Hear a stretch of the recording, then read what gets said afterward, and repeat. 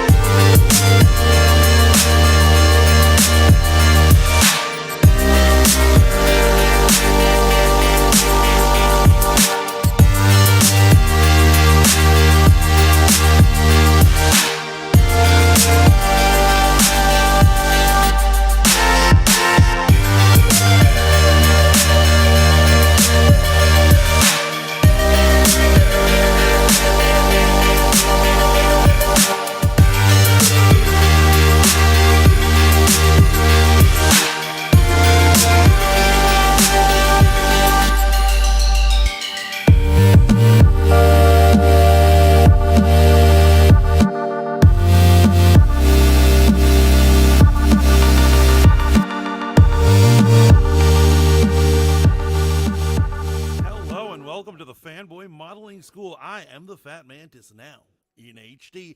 I'm here with my man. Steve, real name no gimmicks, also in HD. How the hell are you? I am exhausted, but you know what? I feel like I complain about that way too often. I'm having flashbacks of the father I never had. Whoa, that got dark really quick. Where you know, he's just like, I'm tired. I just came home from work. I'm tired. It's apparently all fathers ever talk about. According to Well, we are tired, and we are just coming home from work in most instances into what is a lot of buffoonery. Children talking about, look what they can do, and they're spitting on their heads, and you're like, what? Get me, daddy, whatever. Listen to me. Your real dad will be here any second now to pick you up.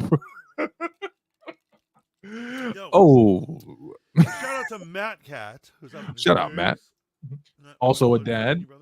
We've got Rogue Radio screams first. That's hey, right. You will always be the Fanboy Modeling School's first lady. There it is. There it is. There it is. Shaolin Iceboxer, the man as usual. How the hell is everybody? Mantis, your mic is a little quiet. It is just a tad bit. Just a tad. How are we feeling now? Good, man. Good. And before we get started, folks, shout out to RizRadio.com, your home for independent radio with all the music you love. Make sure you go check it out. Make sure you support all the great independent contributors over at Riz Radio, myself included, and catch replays of the Fanboy Modeling School there or wherever you catch podcasts, etc. Well done. Now, question, guys. How do I sound now? Am I super low? On can't hear me? You sound good, man. You sound good. Watch this. Well, you can hear me. I don't think they can hear me out in streaming land. The wild Girls for Fanboys says, Bex, is that a new art you have up there? I love it. Yeah, and Bex changed their name to Off That Bextasy. Okay. There we go. That's what's up. Yeah. I can still barely hear Mantis. It starts. Y'all gonna drive him crazy, man. Y'all gonna drive him nuts. While Mantis is working that out, if you wouldn't mind hitting the like button for your boy and maybe hitting that share button as well. And also, we got some contributors in here, some great content creators themselves, Rogue Radio, Bex, Matt Cat. You guys want to promote your stuff, always feel free to do so. Yo, my audio interface is hitting red levels every time I speak. Like I could be like, "What up?" Okay. And it's red. So no, you're doing great, bud. You're doing fine. Now I really don't believe it. Could you imagine if you had coitus with a woman and she said something like that? You're doing great, bud. You're doing just it's all fine. these bitches ever say. I can't believe I just revealed that. Maximum effort. Okay. So I'm gonna speak loudly and efficiently. Let's get into this show.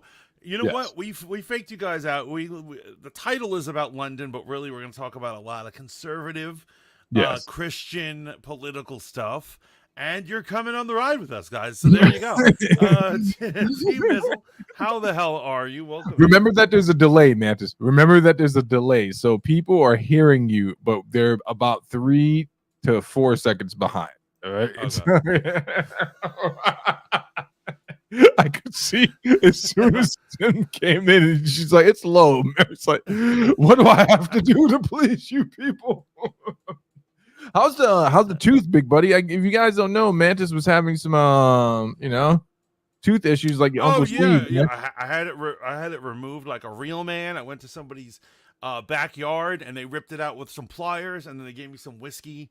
They said drink this every half an hour to kill the germs, and you're good. That's what I'm talking about. No corrective surgery over here. Only real men are willing to remove the problem. Thus, why so many governments find themselves in issues that they're in now. Simply remove your problems. Wait, let me not finish that thought. We'll get there eventually, folks. I want to get into some honorable mentions, man. And I think an honorable mention I have tonight is going to carry us quite a bit of ways because we've been talking about it, but it's picking up steam. Your boy, the former creator and showrunner, writer, director, whomever of X-Men 97, wants to pitch a old man Blade movie.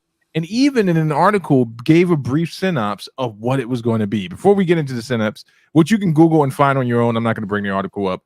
What are your thoughts on that, Mantis? Okay, so Bo DeMayo, right? And so we love. So here's the thing: we love Bo DeMayo for what he did in terms of X-Men '97. Right. He seems like a straight shooter. He was let go for some mysterious reasons, and I'll tell you right now, I don't think they're ever going to hire him back. You know why? And once again, this is pure wild speculation, folks. I think he was let go because of sexy time reasons. And those are the type of reasons you don't talk about. The person who gets fired doesn't talk about. And we, the viewers, are left in the dust. As you know, Dr. Disrespect just went through that and it took years before we found the truth, right? Mm-hmm. So DeMayo, like a few weeks before he launches X-Men 97, which is like one of the greatest things X-Men has ever made, right? Right. Is fired and they don't give a reason. And then he doesn't give a reason. Let me tell you. When people are unjustly fired, they make a stink about it, especially on Twitter. Right. He didn't do it. Right.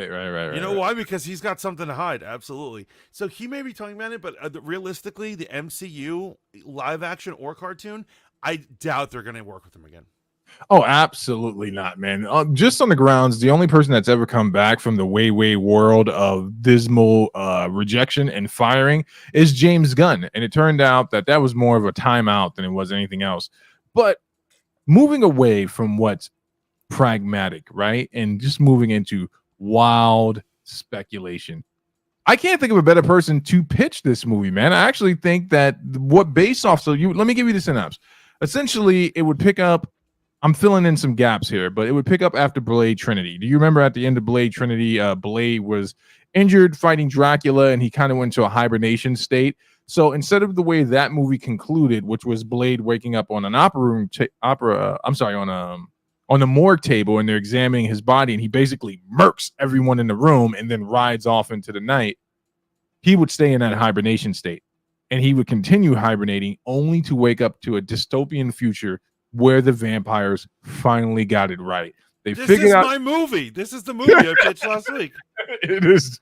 He's watching our podcast.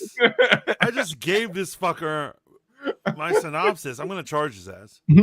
So he wakes up to a dystopian future where the vampires have figured out Blade, day walking, which has been their primary focus since the beginning of the Blade movies, right?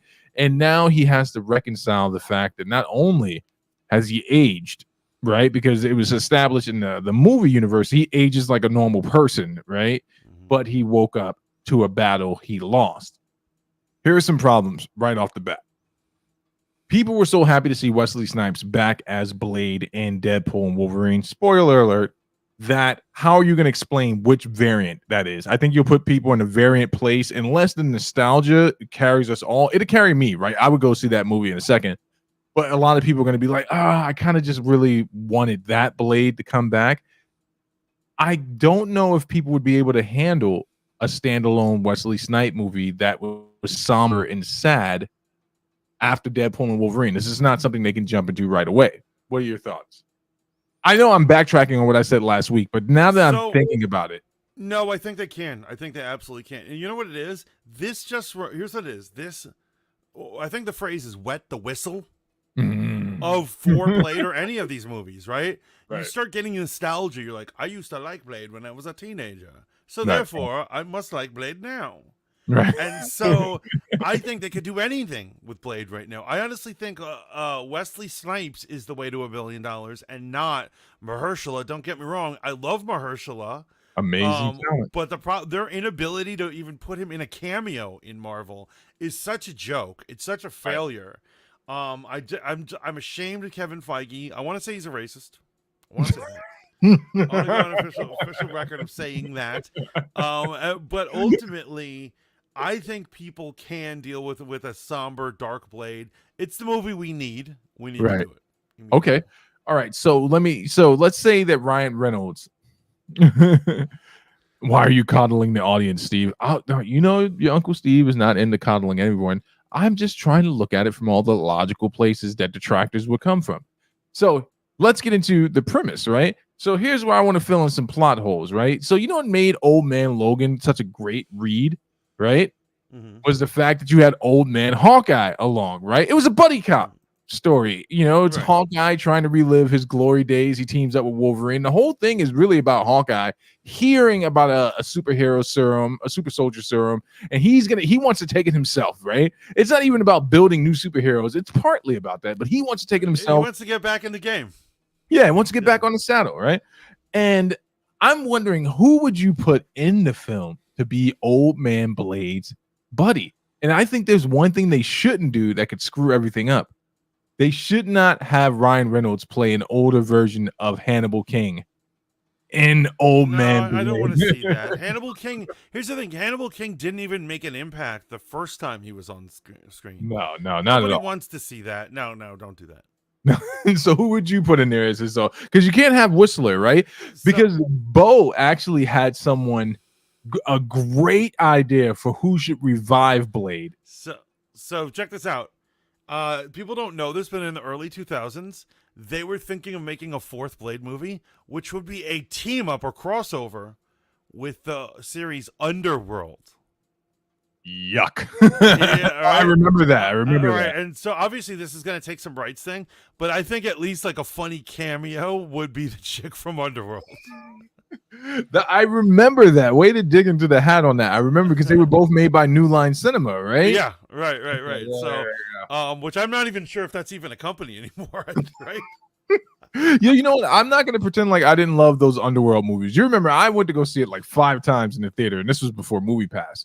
Are you ready to hear who Bo had as the person waking Blade up? Who?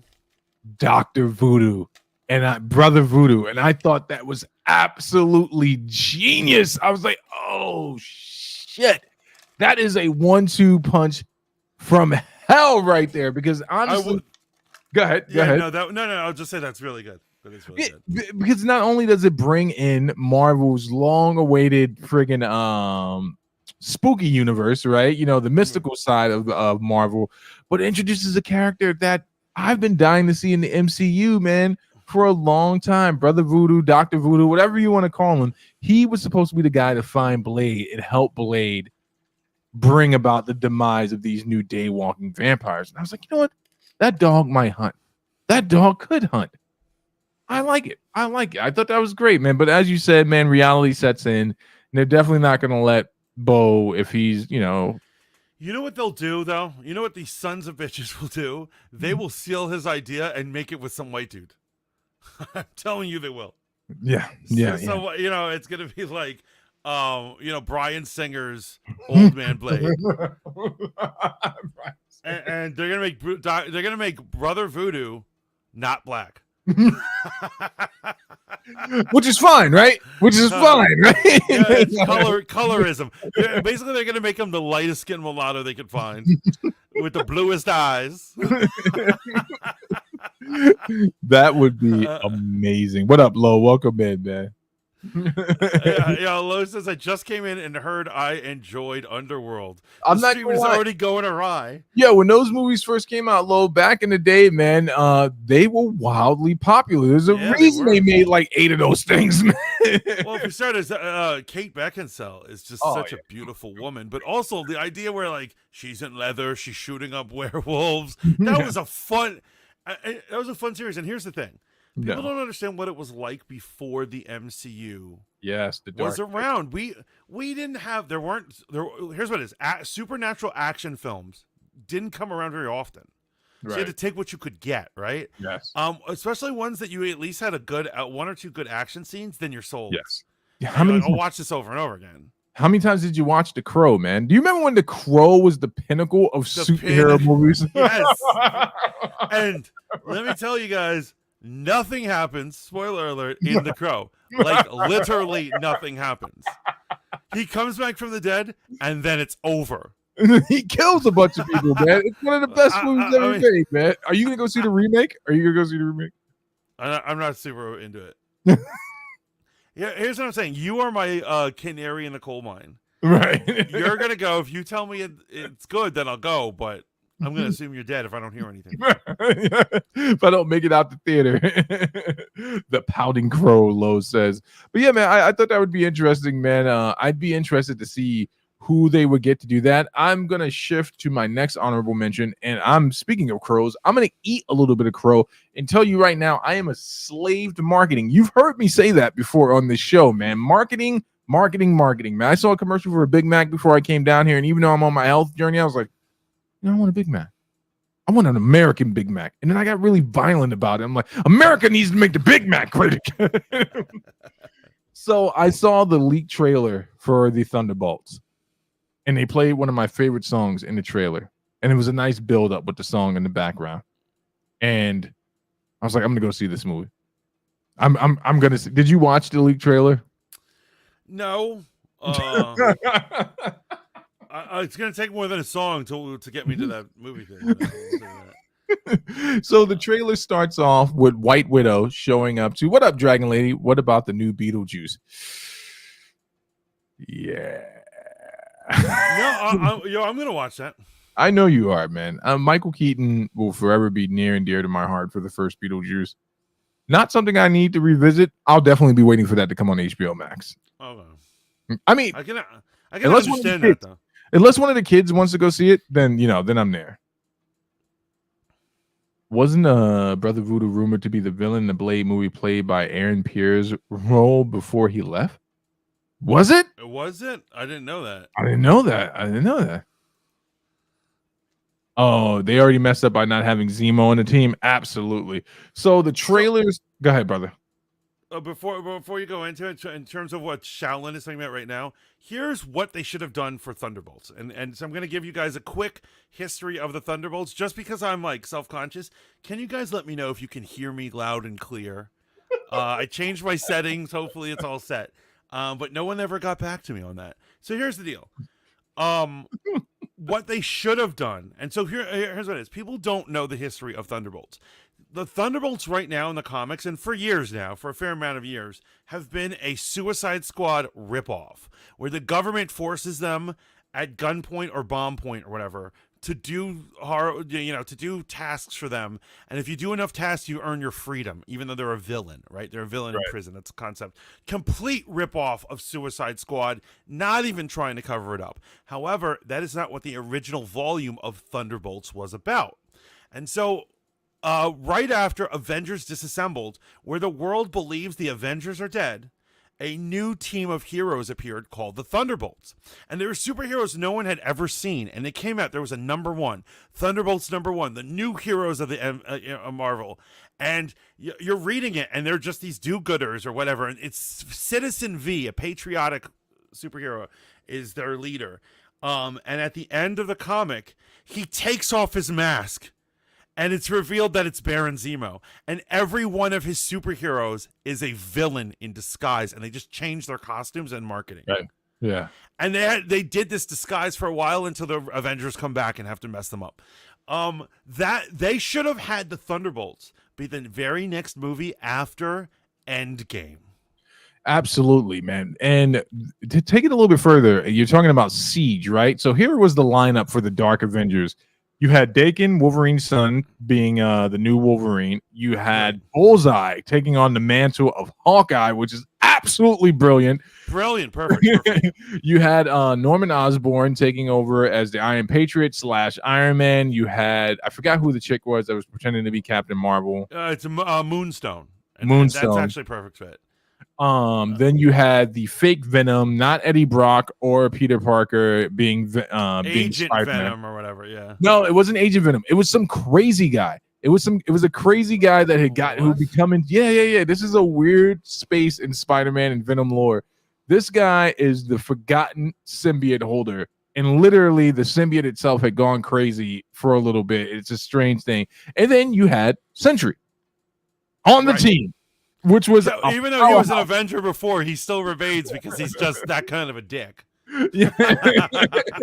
This was a stacked team, man. It was a stacked team.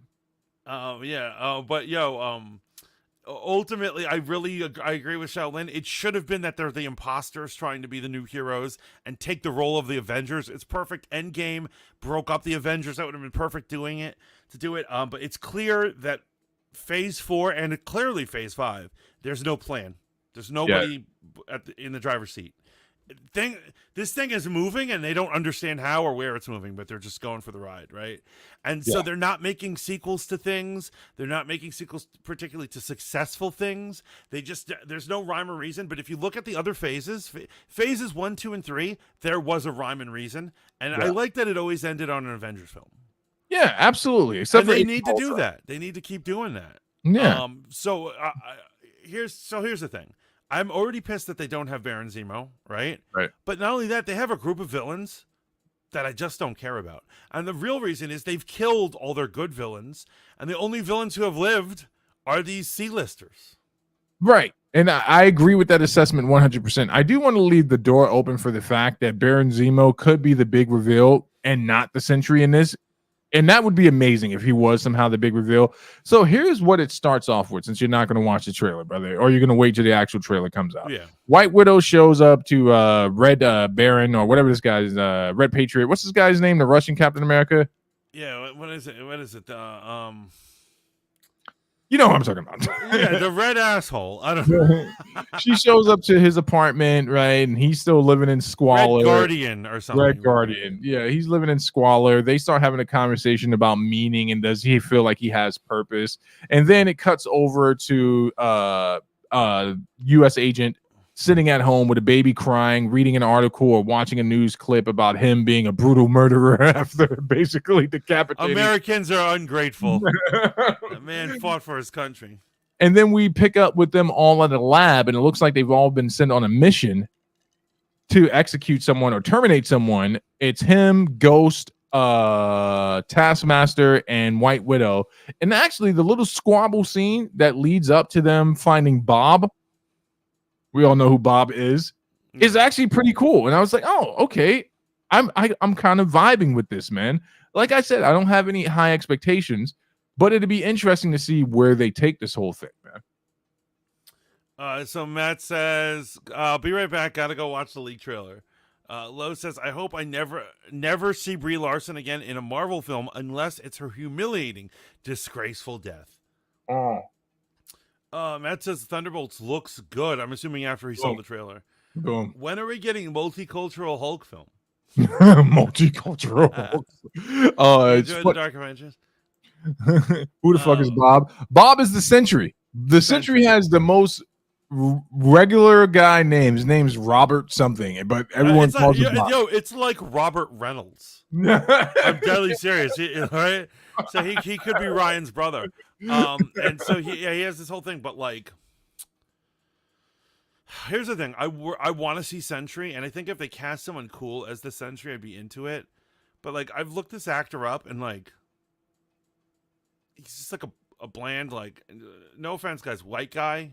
You know what I mean? He's just very basic. Yeah. And there's nothing going on, and I'm like, this is supposed to be the Superman counterpart, and they didn't bother.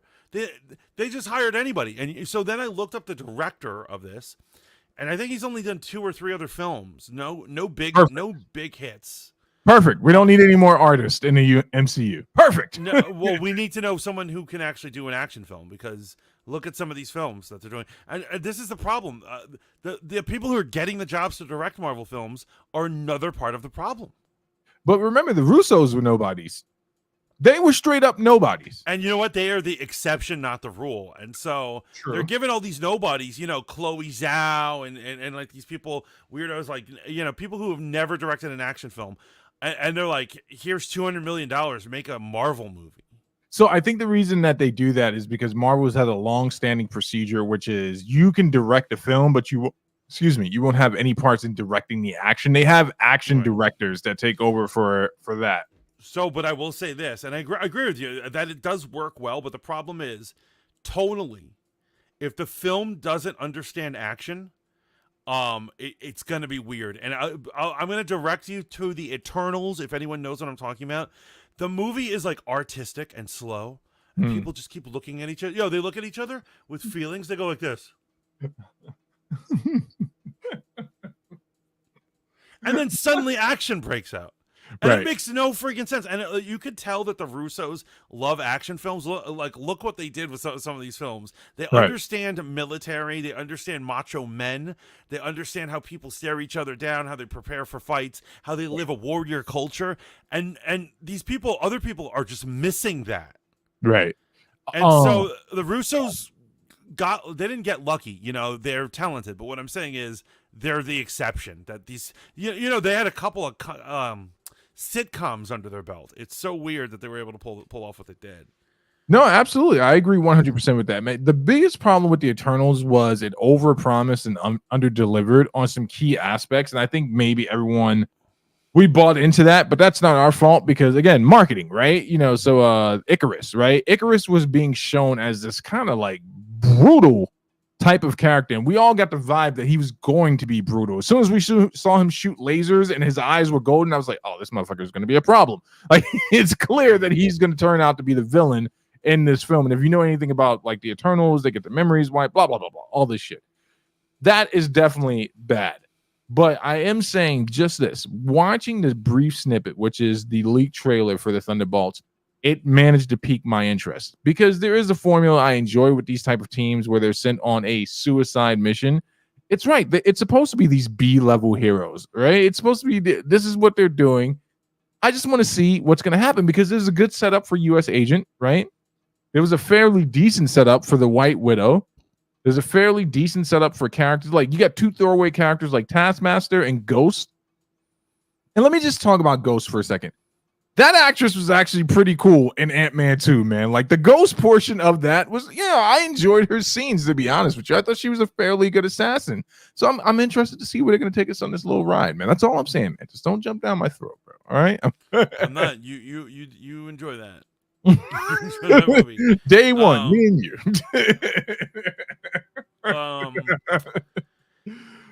Here's basically one of my my 3 rules to making a superhero movie, which they just don't understand for some reason.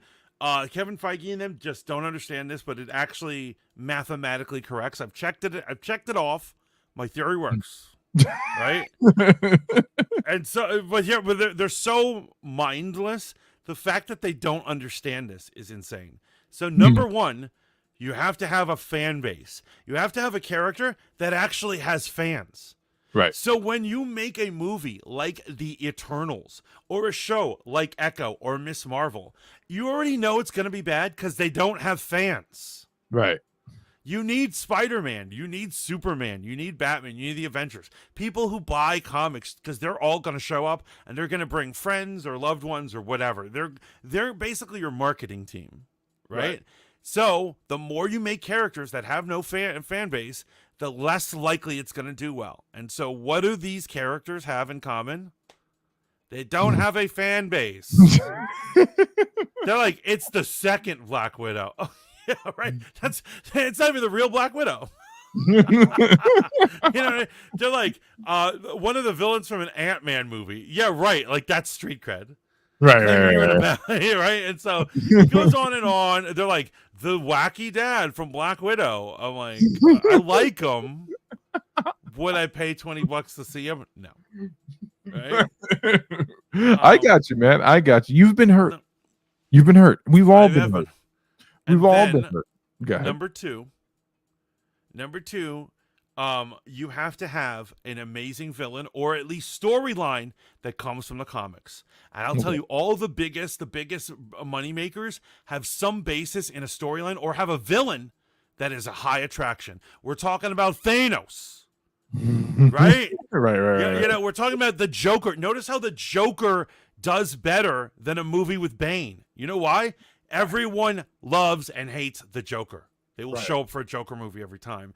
Okay. And so when you make the movies like the Marvels or whatever, where there's a villain that nobody knows who the hell it is. Didn't know who that bitch No was. one is gassed up on it. Even the fans aren't gassed up. Yeah. When people are like, who? And then the third rule of making it is you have to cast either the mentor or the villain with a well-known actor that already brings people in. We're talking Anthony Hopkins as Odin.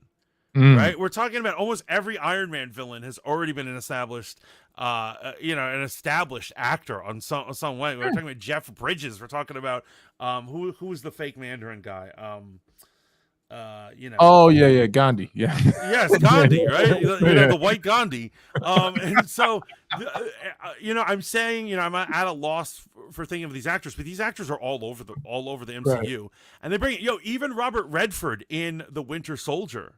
Right. He That was a brought extra great tickets and made it feel like a realer mover and a bigger movie and a bigger deal. And so if you don't have those three segments, you are going to have a box office flop. You want $1 billion? You follow those three things. And for some reason, Kevin Feige doesn't know these rules. Like, he hasn't done this 25 times. Ben Kingsley is who you were thinking there of. We go. Ben Kingsley. I don't disagree with you. I don't disagree with you, man. I think right now, preliminary early stages, what Marvel needs to continue to do is lean into the darkness of it, right? So here's what I'm hoping for. You really enjoyed that scene in Falcon and the Winter Soldier where U.S. Agent splits that dude's wig, chops his chest open. I love it. I want you to know that in this leaked trailer, that man's got a gun and he's going full throttle trying to kill White Widow. And I don't mean like MCU trying to kill someone. Like, it is clear he's trying to kill. Right. He learned nothing from his last outing. Like, they sent him home to be with his family and he came back still ready to kill. Right.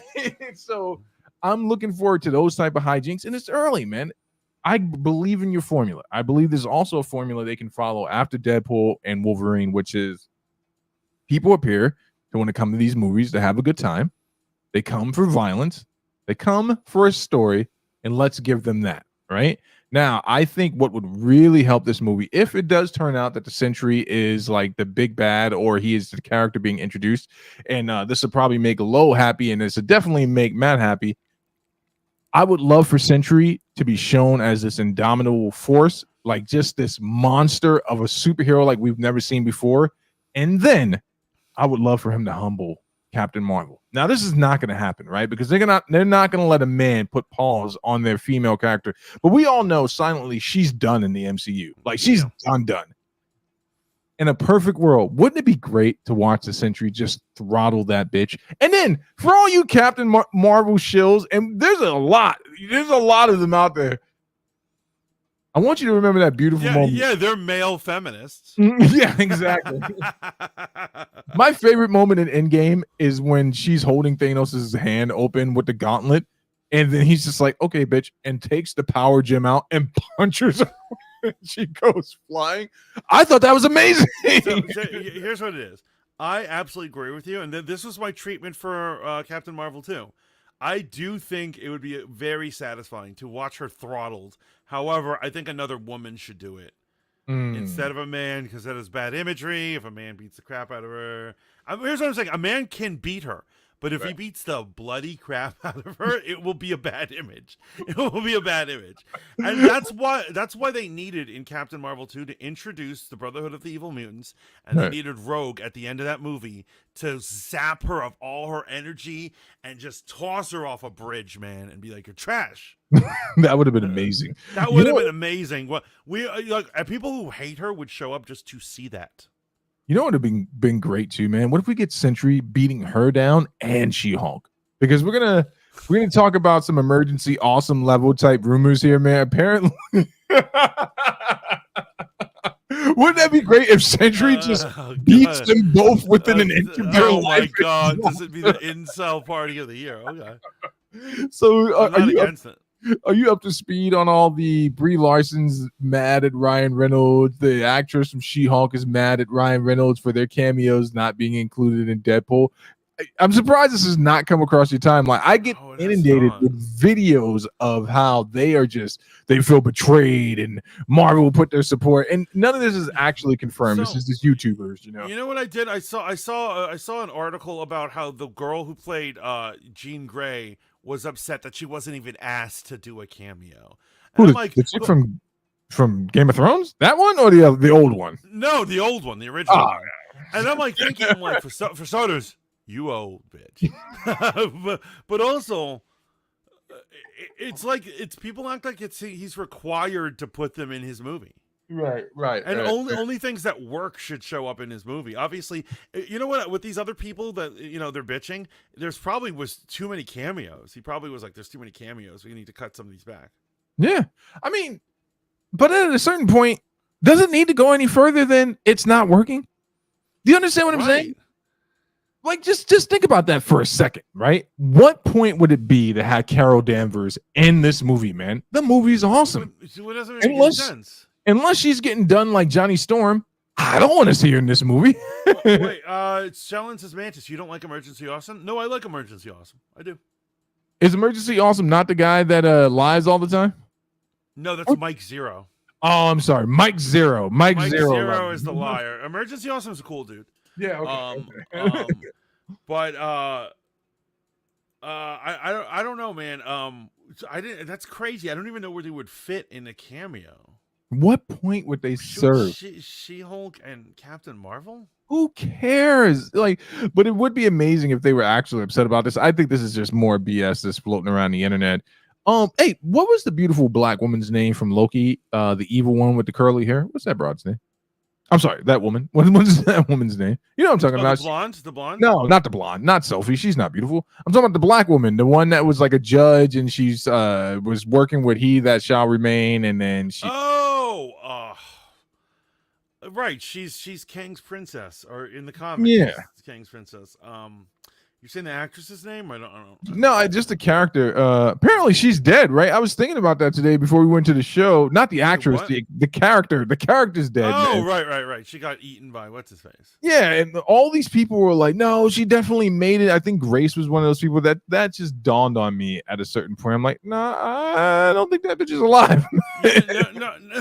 No, it was a complete. This is why I totally thought the series was ended. Not just this, but that added to it. She was dumped into limbo, and then suddenly she hears the crack of lightning. There's light, and she looks up and she's scared. That's him. Allah. Yeah, whatever his name is, the smoke monster, eating her ass. Matt Cat says, does Julia Louis Dreyfus count as one of those cameos I talked about? No, and here's the thing. Don't get me wrong. She's big, and people like her. She is not as big as Ben Kingsley or Robert Redford. These guys aren't Anthony Hopkins. These guys have been in the industry for so long, it's crazy. You know what I'm saying? Like, they literally print money, their names. Right. She's just a regular level actress who, she's doing well. I'm not trying to shit on her, but she's not their caliber. That's the woman from Seinfeld, right? Yeah. Ravona, that's her name. Yeah, Ravona. Thank you so much. All these crazy black names. All right. You saw the video I sent you on Instagram? No, what'd you send me, man? What did you say? Somebody did a similar video. Actually, we should show everybody. I'll get it. I'll screw it up. Yeah, it's on Instagram. You sent it to in our group chat? Yeah. This is what I love about lives, right? We don't have to be polished. We can just go right into the madness. Let me just broadcast everything that we talk about. Oh, wait. No. Let's see here. Keep the people entertained, you psychopath. But anyway, it's very clear that Brie Larson is not going to want to do. I think she's stepping back from the role. I don't think she wants to be seen again. I bet she might do one or two cameos or small roles of Captain Marvel, but I think her career as a superhero is done. As it should be, man. As it should be. It's really been bad. It's been a bad ride. And you know what? I don't blame her. Well, I do blame her. I wouldn't have cast her. I would have cast out. No. I'm going to sound like a horrible person. I would have cast a far prettier Captain Marvel. No, have you seen some of these deep fakes? Like Margot Robbie looks amazing as her, or Charlize Theron. Oh my God, she would have made an amazing one. But they do deep fakes really good, over her, and I was like, they picked the wrong actress. Yeah, I don't know what the thinking was there, man. But remember, Margot Robbie, how hot she was didn't help Suicide Squad 1, and it definitely didn't help Birds of Prey. No, it did. They did. I don't even understand why it didn't help. You know what it is? Here's the thing. Here's the thing, though. All the marketing that you do fools people to go for the first couple of days.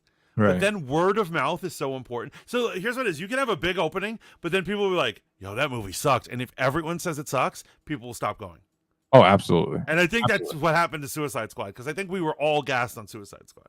Oh, I was there opening night, man. Went to the theater in Santa Ana, California. And when I walked out, I made sure I put on Facebook, that was a complete waste of my time. Please don't make the same mistake. And no one. And so I think everybody did that. And so that's why it started to die, right?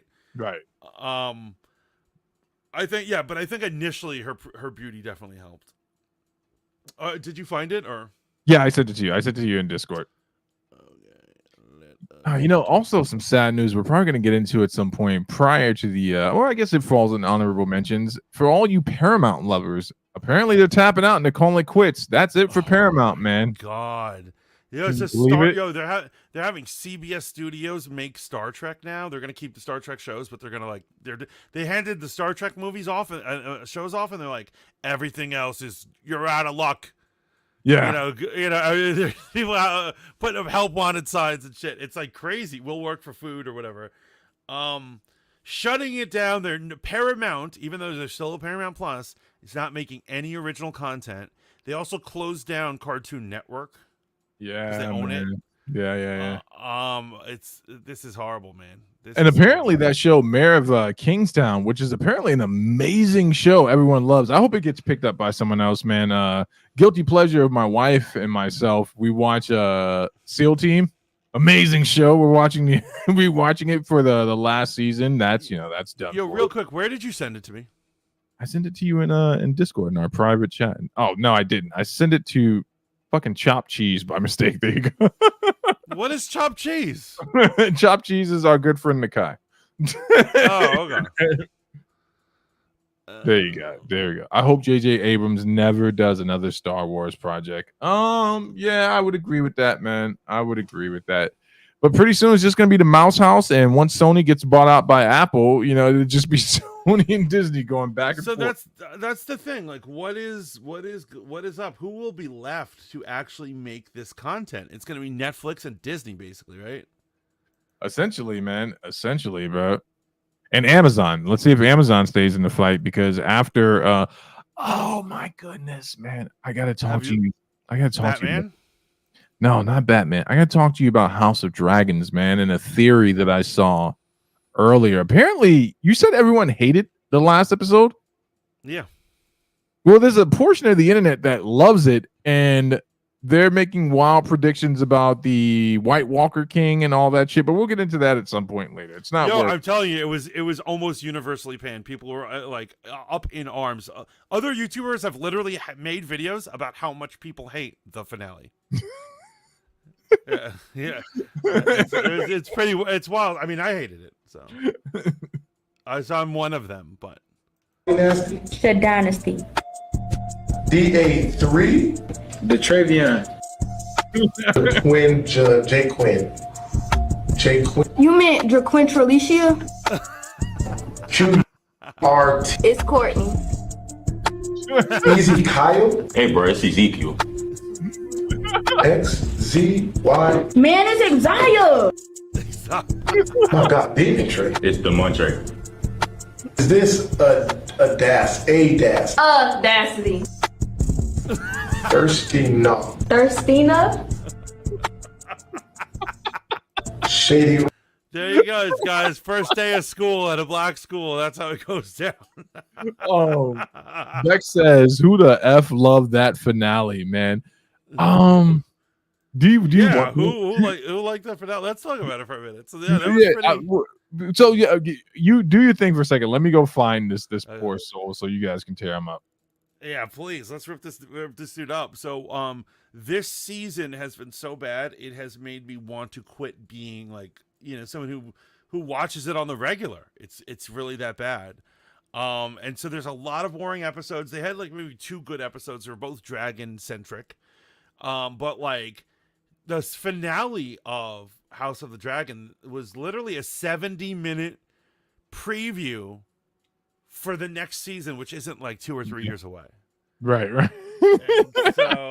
And I want to see them fight. They're supposedly at a war. Where is the fighting? It's like one good fight so far.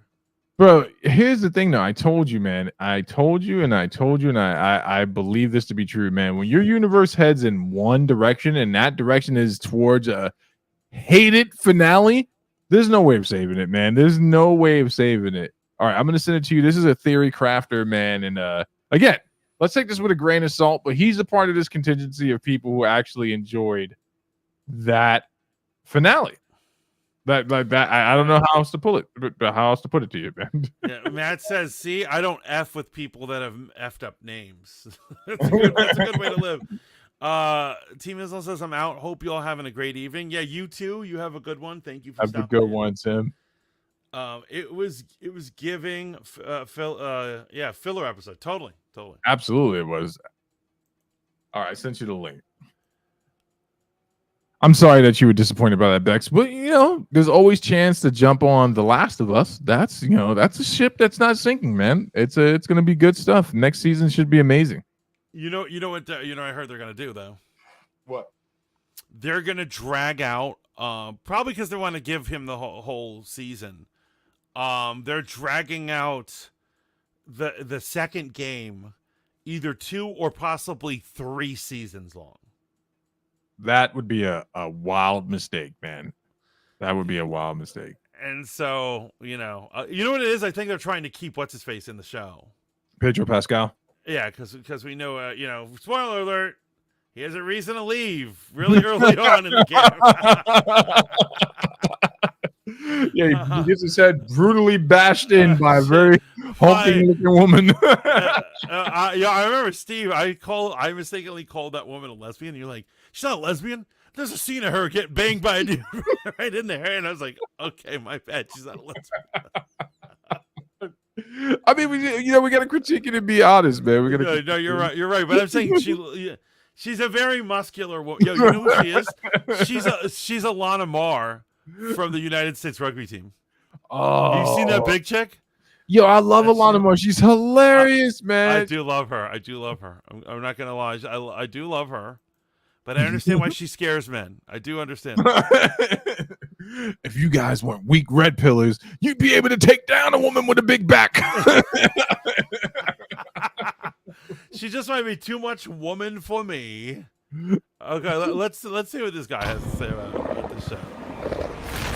The hour-long trailer for Season 3 of House of the Dragon, aka the second season's finale, was undoubtedly and breathtakingly awesome, but didn't really feel like the finale. We get a major nod to Game of Thrones, and several questions are answered through Daemon's vision about the future of his house. In the sequence, there's Brynden Rivers, aka Blood Raven, who was the three-eyed raven who basically trains Bran. There was what seemed like Daemon's death through drowning. We get to see Daenerys and her 3 dragons. But the topic of today's discussion is the White Walker, or the Night King, Daemon saw in his vision. I'm saying White Walker or Night King because I think it could be either of those, and Daemon could have a major connection with the army of the dead. So without further ado, let's explore everything there is to explore about Daemon being the Night King. But before we go into our explanation, we have a very small request. If they do that, like that would content, be wild. please support us by subscribing to our channel. This is a small click for you, but for us, it means a lot. Oh my God, Thank that you. would be Let's wild. begin. I told you.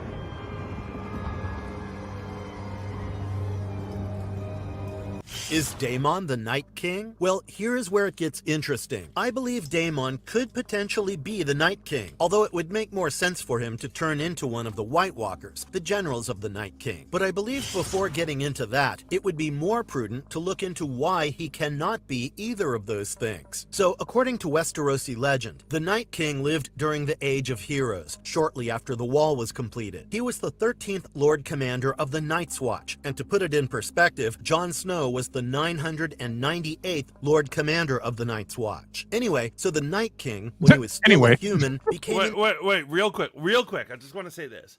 And he's giving a good point, but what he's giving is, and this is what people make a lot of mistakes, and I do it all the time, especially with comic book properties.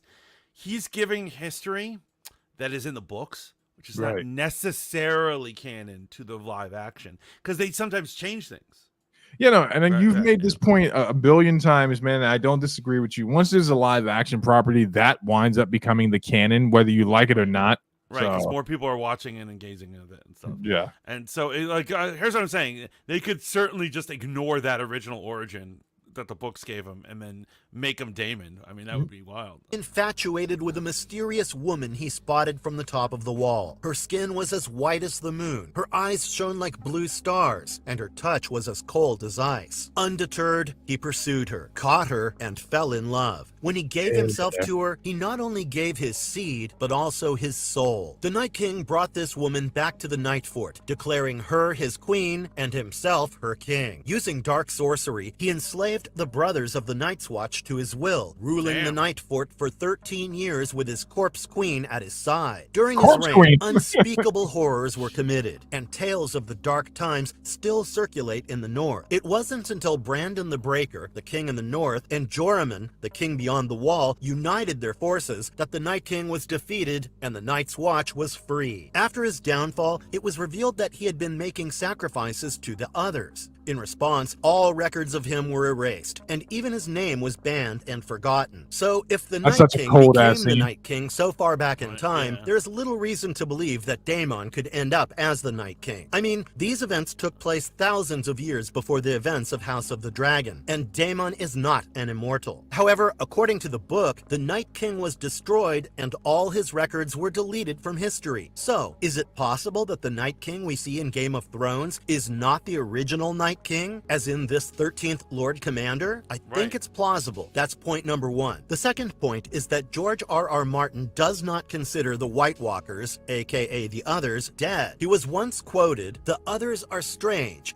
beautiful. Think-o the Cid made of ice." Something like that. A different sort of life. Inhuman, elegant, dangerous. In fact, in the book, the Night King had been making sacrifices to the others. If we look at these 2 points in unison, we will come to know that the Night King initially served the others in some capacity, maybe as someone they needed to get souls and sacrifices, and eventually he took them over. Is it also possible that the Night King's position was something that was enjoyed by several Night Kings? I mean, Mr. Martin believes that the others are not entirely dead, right? So maybe they also have a structure to their hierarchy and polity. If the others, or the White Walkers, are indigenous... You know, just like he said, Jon Snow is the 900th and 98th Lord Commander of the Night's Watch.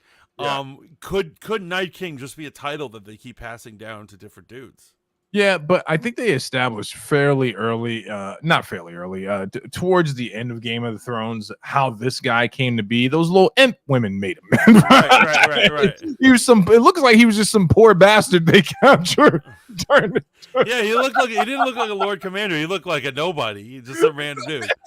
He's just minding his business, walking around drinking ale, and he gets attacked by midgets. And for those who don't watch the series or don't know, the scene literally looks like it's like a gang grape scene, because he's tied to a tree and they all like surround him and they're looking at him. And I was like, where is they? Because, you know, Game of Thrones has grapes all the time. And I was like, where are they going with this? Untouched people who want to rule the world, it would make sense for them to have a hierarchy. This is why there is a king and there are his generals who do his bidding. And finally, there are undead foot soldiers who are commanded by the White Walker. I'd like to believe that Daemon, after his plunge into God's Eye, somehow managed to walk out of there or was pulled by someone. We've already seen evidence of the Green Men, the mystical forest dwellers who are basically the protectors of the Isle of Faces in the Riverlands. Because of their presence, I am inclined to believe that Daemon would make it out of the battle above the God's Eye alive. Not wanting to go back to that same old life of war and politics, he would journey up north and beyond the wall, where he would get taken by the White Walkers and made to convert into one of them. This seems very plausible and doesn't really hurt the already existing arc. Yes, you may say that the Night King turns infant boys of Craster into White Walkers, but there were several of them with the Night King. I'm not sure if these infants grow in size gradually to become adult White Walkers, but it seems plausible, which also means that there were many who were converted into the White Walker. I mean, they'd have to be, because we never see any babies again. So, like,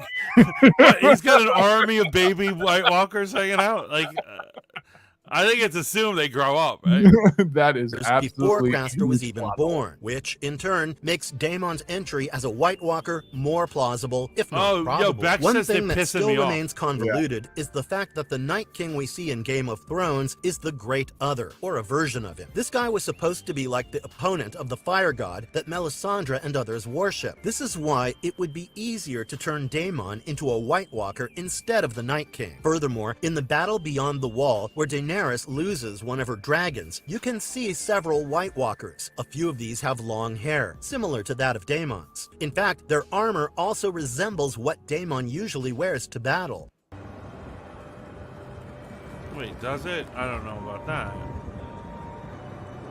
What's the basis behind See, the their armors Daemon aren't being similar. the Night King theory, according to Reddit and other sources? As soon as Daemon puts his hand on the bloody sap of the weirwood tree, he gets pulled into a series of visions. Well, this theory began to surface nearly 2 years ago, and since then has spread like wildfire. The crux of the theory back then was two-pronged. First, people still believed that Targaryen dragon riders, at least a few of them, had immunity from fire. Daenerys was immune to fire, and she proved it time and again. And so is the Night King. Even Dragonfire couldn't hurt him. So people believed that he had to be a Targaryen. But we have to understand that Dany was a real special case. Yeah, Her not all immunity from Targaryens fire are was fireproof. rooted deep in several kinds of magic. Yes, as a Targaryen, she might have some abilities. For instance, people like Aegon the Conqueror and Daenerys the Dreamer had the ability to foresee the future. Queen Helena is pretty much a superpowered being, as she can appear before other people in real time and exist in two places at once. Anyway, none of the other Targaryens in either of the shows have proven to be fireproof. Daenerys was immune because of the blood magic and sacrifices that Mirri Maz Dur performed at Dany's behest. So she was an extremely special Targaryen. That's all. Anyway, some believe that the Night King's fireproofing makes him a Targaryen. But why Daemon? Why not anyone else? Well, this one's basis is Daemon's fate in the book. Spoiler alert if you haven't read the book. So, in the book,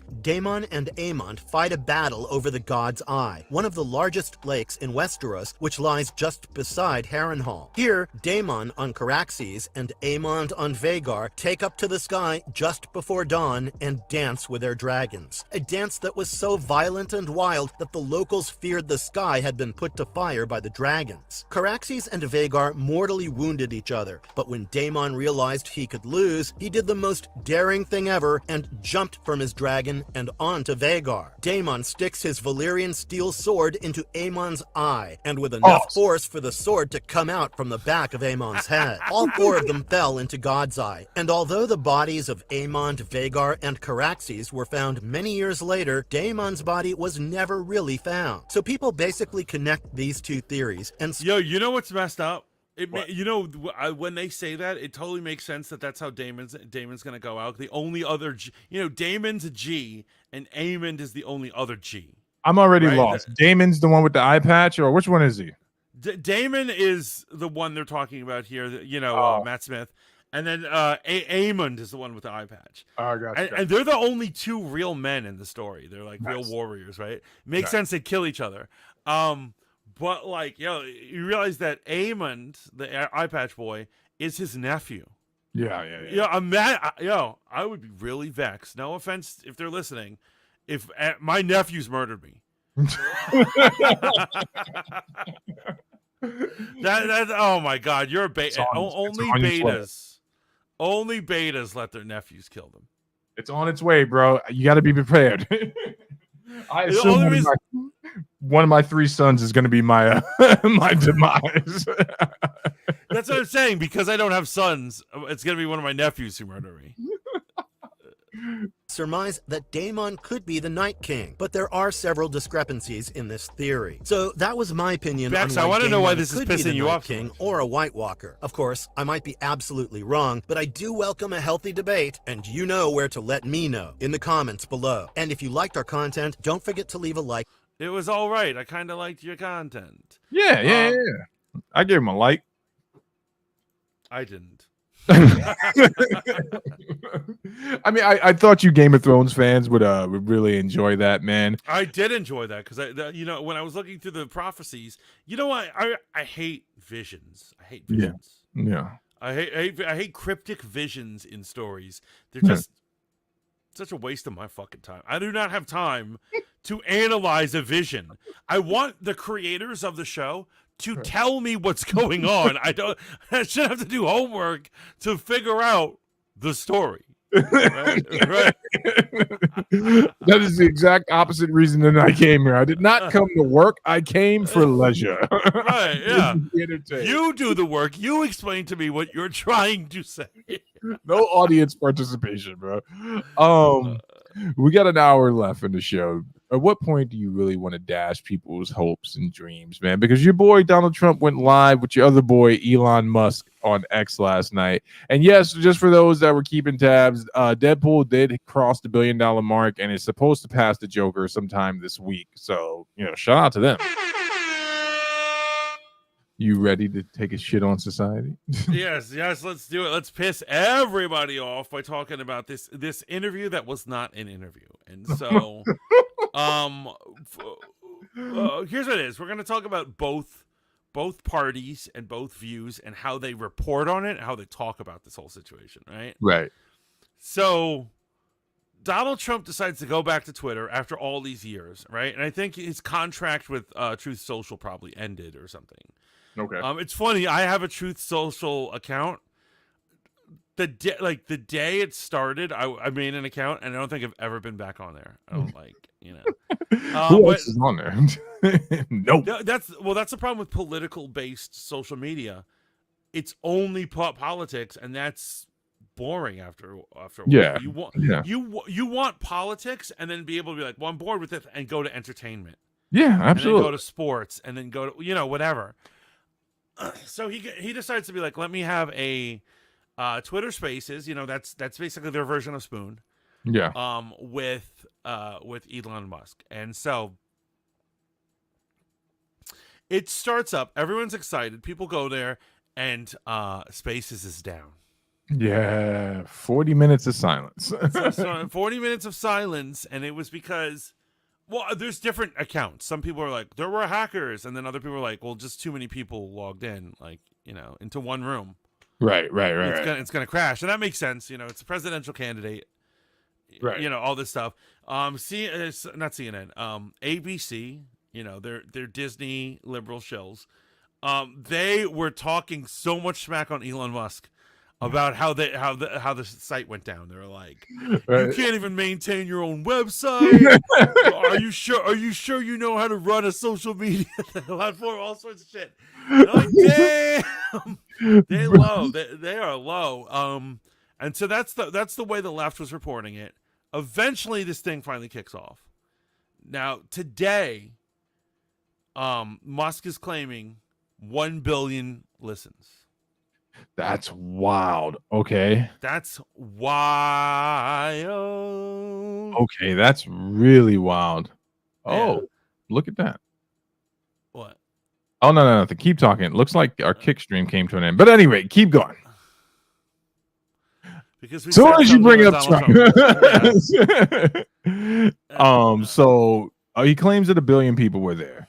Now, the question becomes, were there actually 1 billion people there?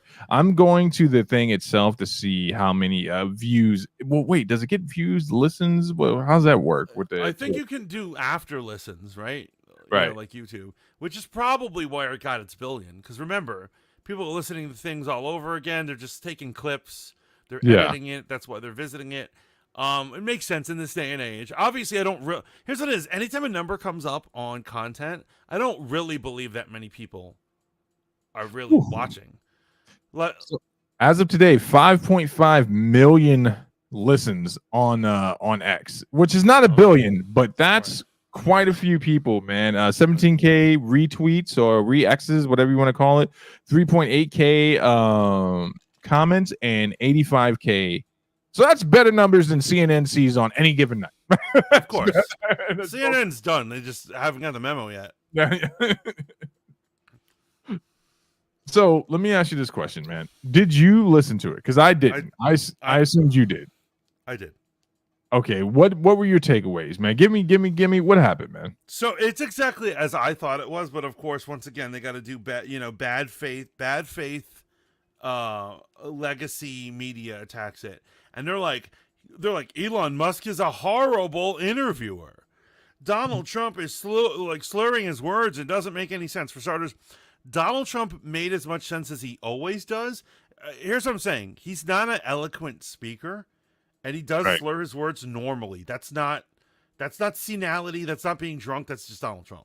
Yeah, no, he's not a great orator. No. And Elon Musk even said it was a hangout. He advertised it as a hangout. Elon Musk is not an interviewer. No. Me and you are better interviewers than Elon Musk. He's just some tech nerd, right? So I don't expect him to ask riveting questions, right? Right. So it was really them hanging out, and like for the majority of it, it was Trump reliving the assassination attempt. Okay.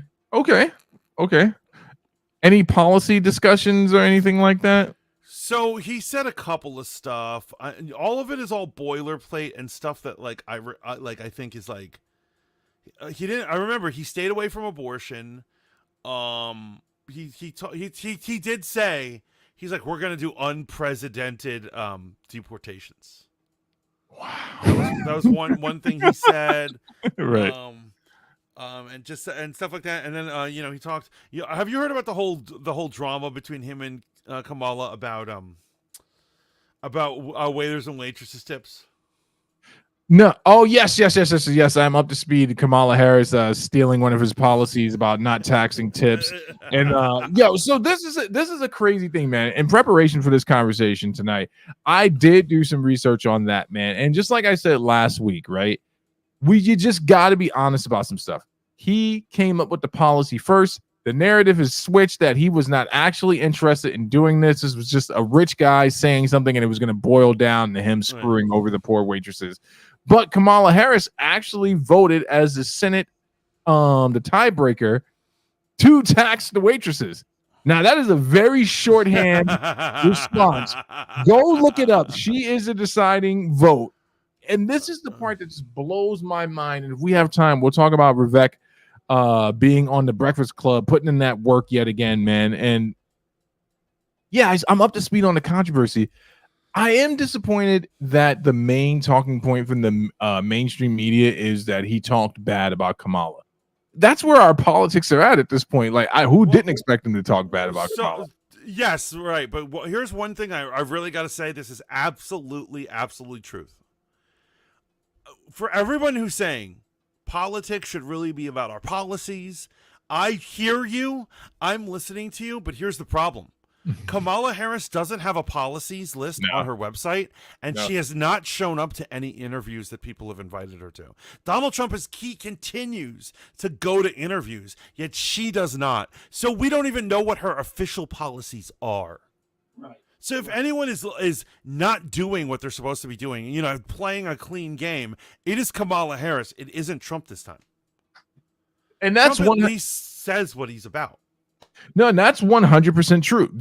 We talked about this briefly last week, right before you called me I believe the term was a liberal shill. Yes, that was it. That's what I accurately called you, I believe. And I'm the furthest thing from liberal possible. I'm just reasonable, right? But I will give Trump his props, man. He did go in front of the Black Press Association to be grilled by people that hold different views than himself. He has gone places multiple times to have his policies and his own character attacked. And on the Breakfast Club this morning, I think it was this morning, Vivek was back with Charlamagne the God and DJ Envy and some other young lady, not just hilarious, another contributor who I enjoyed the questions she had for Vivek. And this time it was a much better conversation. They weren't cutting him off every 3 seconds, and he was able to flesh out his entire point. But he brought that up. He was like, hey, Kamala Harris has not done any of these things. And Charlamagne started to make a defense why she really shouldn't have to. She's speaking directly to the American people, but she's not actually. She's not actually speaking directly. She's letting her marketing firm talk to the American people. Yeah. You know what's funny about this? You realize what's going on. So I'm sorry for any Democrats or anything. I'm really not trying to insult you or whatever. I try to be respectful to Kamala. She's a sister. She's a good person, I'm sure. But I am sure the Democratic Party told her to shut the fuck up. Oh, absolutely. They said, let people project on you what they think you're about. Don't ruin it by speaking. Yeah, it's her weak point. her weak point after seeing how she got bodied by that beautiful angel from Hawaii. Tulsi! Seeing how she got My bodied on that queen. debate stage, and you just can't revamp history, even though the mainstream media will never give her, Tulsi, that credit for bodying her in that situation. They know her weak point is an actual conversation and debate. You know, she starts laughing, she gets uncomfortable, she starts doing word salads where she's just like, the meaning is the deeper meaning of the meaning, which is very meaningful. And like, Yes. she goes Ron Burgundy. I will give Trump his credit in this regard. I did not watch this. I did not listen to the spaces, man. And I know exactly based off of what you're reporting what it was, man. But at least he's willing to get out there and do that, man. He's willing to engage in conversation, bro. Absolutely. And I gotta say, you know, I also watched you know, the National Association of Black Journalists video, and I have to say, he knew he was gonna get attacked. He knew it. Yeah. He so knew it. And he was still willing to go out there. And he, you know what I find is literally the epitome of ignorance. What's that? Is when he said they're after black jobs, they're taking black jobs, and then all the reporters immediately like, well, what's a black job, you racist, and all this shit. You know what the motherfucker meant, right? You know what the motherfucker meant. You know exactly what he meant. So, and it is true. I'm gonna tell you guys right now, the white man is setting up these migrants to take your jobs. Not a bunch of white person. There's a white person in the suburbs who can sleep easy because it's a black dude who's going to lose a job to a migrant. Not the school teacher in the suburbs. Not a coder who like works in Midtown. Oh no, they all lost their jobs. Period. Coders are going through a hard time. Go ahead, continue. I'm sorry. Well, they should learn to frack. Learn to frack. No, I know exactly what you're saying, but this lends itself to what I was trying to make the point about last week, which is no one's dealing with the actual policy. Yeah, this moron said black jobs, but what he was actually talking about is that the jobs traditionally held by black people who couldn't get a better job. And though those may not be the jobs that most people want to work, these are jobs that are vitally important to those people and their families, right? These are jobs that they're working, which is why I say don't shit on the fast food person, right? You don't know what their story was before punching in at McDonald's, Wendy's, or any of these places. But I remember when the conversational point wasn't even about black jobs, man. Once upon a time, when you and I were younger men, it became, hey, these guys are taking these people who are in need of jobs coming to the country are taking jobs away from our youth. Do you remember that conversation? Yeah. They were taking the jobs that our kids would typically work in the summertime. And right. And so basically, you know, one of the reasons why I'm so harsh on illegal immigration, I want to point out illegal immigration. My parents are immigrants, right? So I'm not shitting. I love it how people conflate immigration with illegal immigration. There's a difference. But you know, the influx of illegal immigration, which are usually unskilled workers, it ruins the wages and opportunities for unskilled workers, which means your teenager or God forbid, someone who dropped out of college, failed out of college, they're having a tough time, they don't have the credentials. All of those people are having a harder time either getting work or having one's work that actually pays you meaningfully. Right. Because the larger pool of unskilled workers you have, there's less demand. They can replace you at any minute. There's the part, right? There's the part right there. Say that again. Unskilled workers. That's the part that people don't want to deal with because it evokes some type of emotional response. Folks, let me just be the one to say it, man. If education is sparse within the inner community, and this is the inner city communities, and we've been having this conversation for years, disadvantaged people, that means these same disadvantaged people have to take jobs that people who do have advantages would never take. Exo facto, when the moron said black jobs, he was talking about disadvantaged people and the jobs they would typically work. But the conversation became about this. And this is my critique on Trump, man. God damn it. I'm sure some nervous intern tried to say, don't say black jobs. Don't say black jobs. I'm going to say black jobs. Don't say black jobs. No. Don't say black jobs. You know what I think really happened? I think the people were prepping and were like, don't say black jobs. Don't, you want to. And he didn't argue them. But he went out there, and he's an old man. And you know how old people just say shit. And he's like, you know, you Negroes, when you're smoking your marijuana, that's the type of shit people in their 70s say. Right. And so I think he's just like, he probably still uses the word negress or something. You know what I mean? Like, He better not use the word negress. There's no time in history when the negress was an appropriate word to describe anyone. I'm just saying, probably says archaic things. So Black House is probably the best thing he could have come up with. So since we're talking about Trump, man, I want to talk about the fact that his team is doing a better job than he is right now at explaining his policies. Point blank back. Vivek and JD Vance are doing a much better job, man. JD Vance has been putting in that work. Yo, he really has. He's everywhere. He's everywhere it's now. Working. Yeah, and I love that Trump finally took a break once JD was on the team. JD started doing a tour, and Trump took like a week off or something. Yeah, he's constantly jumping from like rally to court appearance to rally to court appearance. Let me ask you, this offended me from JD Vance. How do you feel about his policies? Do you know about what he personally feels?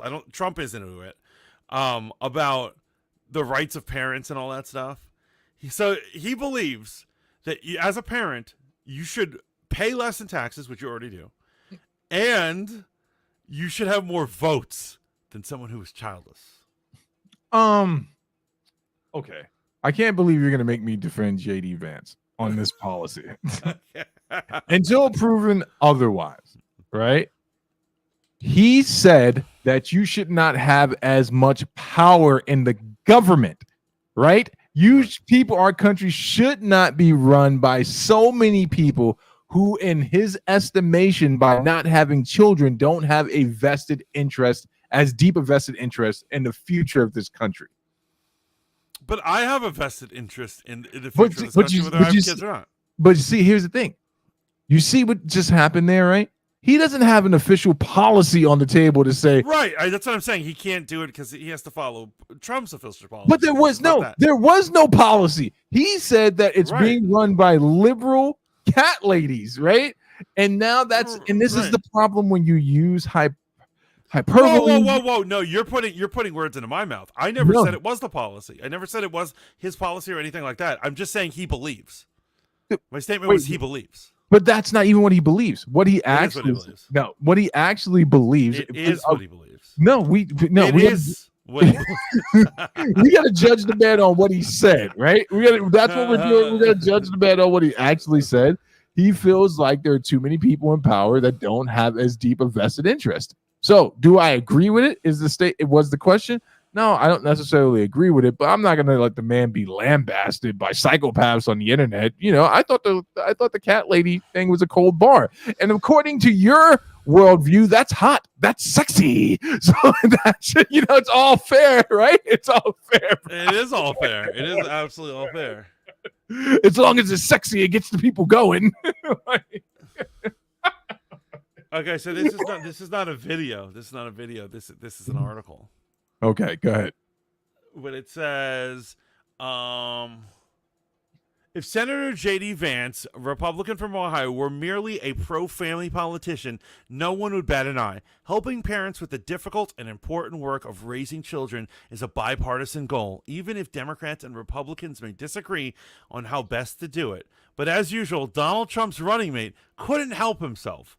By now, most people have heard about J.D. Vance's attacks on childless cat ladies. It wasn't a stray remark. Vance has repeatedly expressed his disdain for those with childless sociopaths, whom he argues don't have a direct stake in our country. But It isn't just rhetoric. Vance has proposed sweeping policy changes to the political and economic status of parents and non-parents.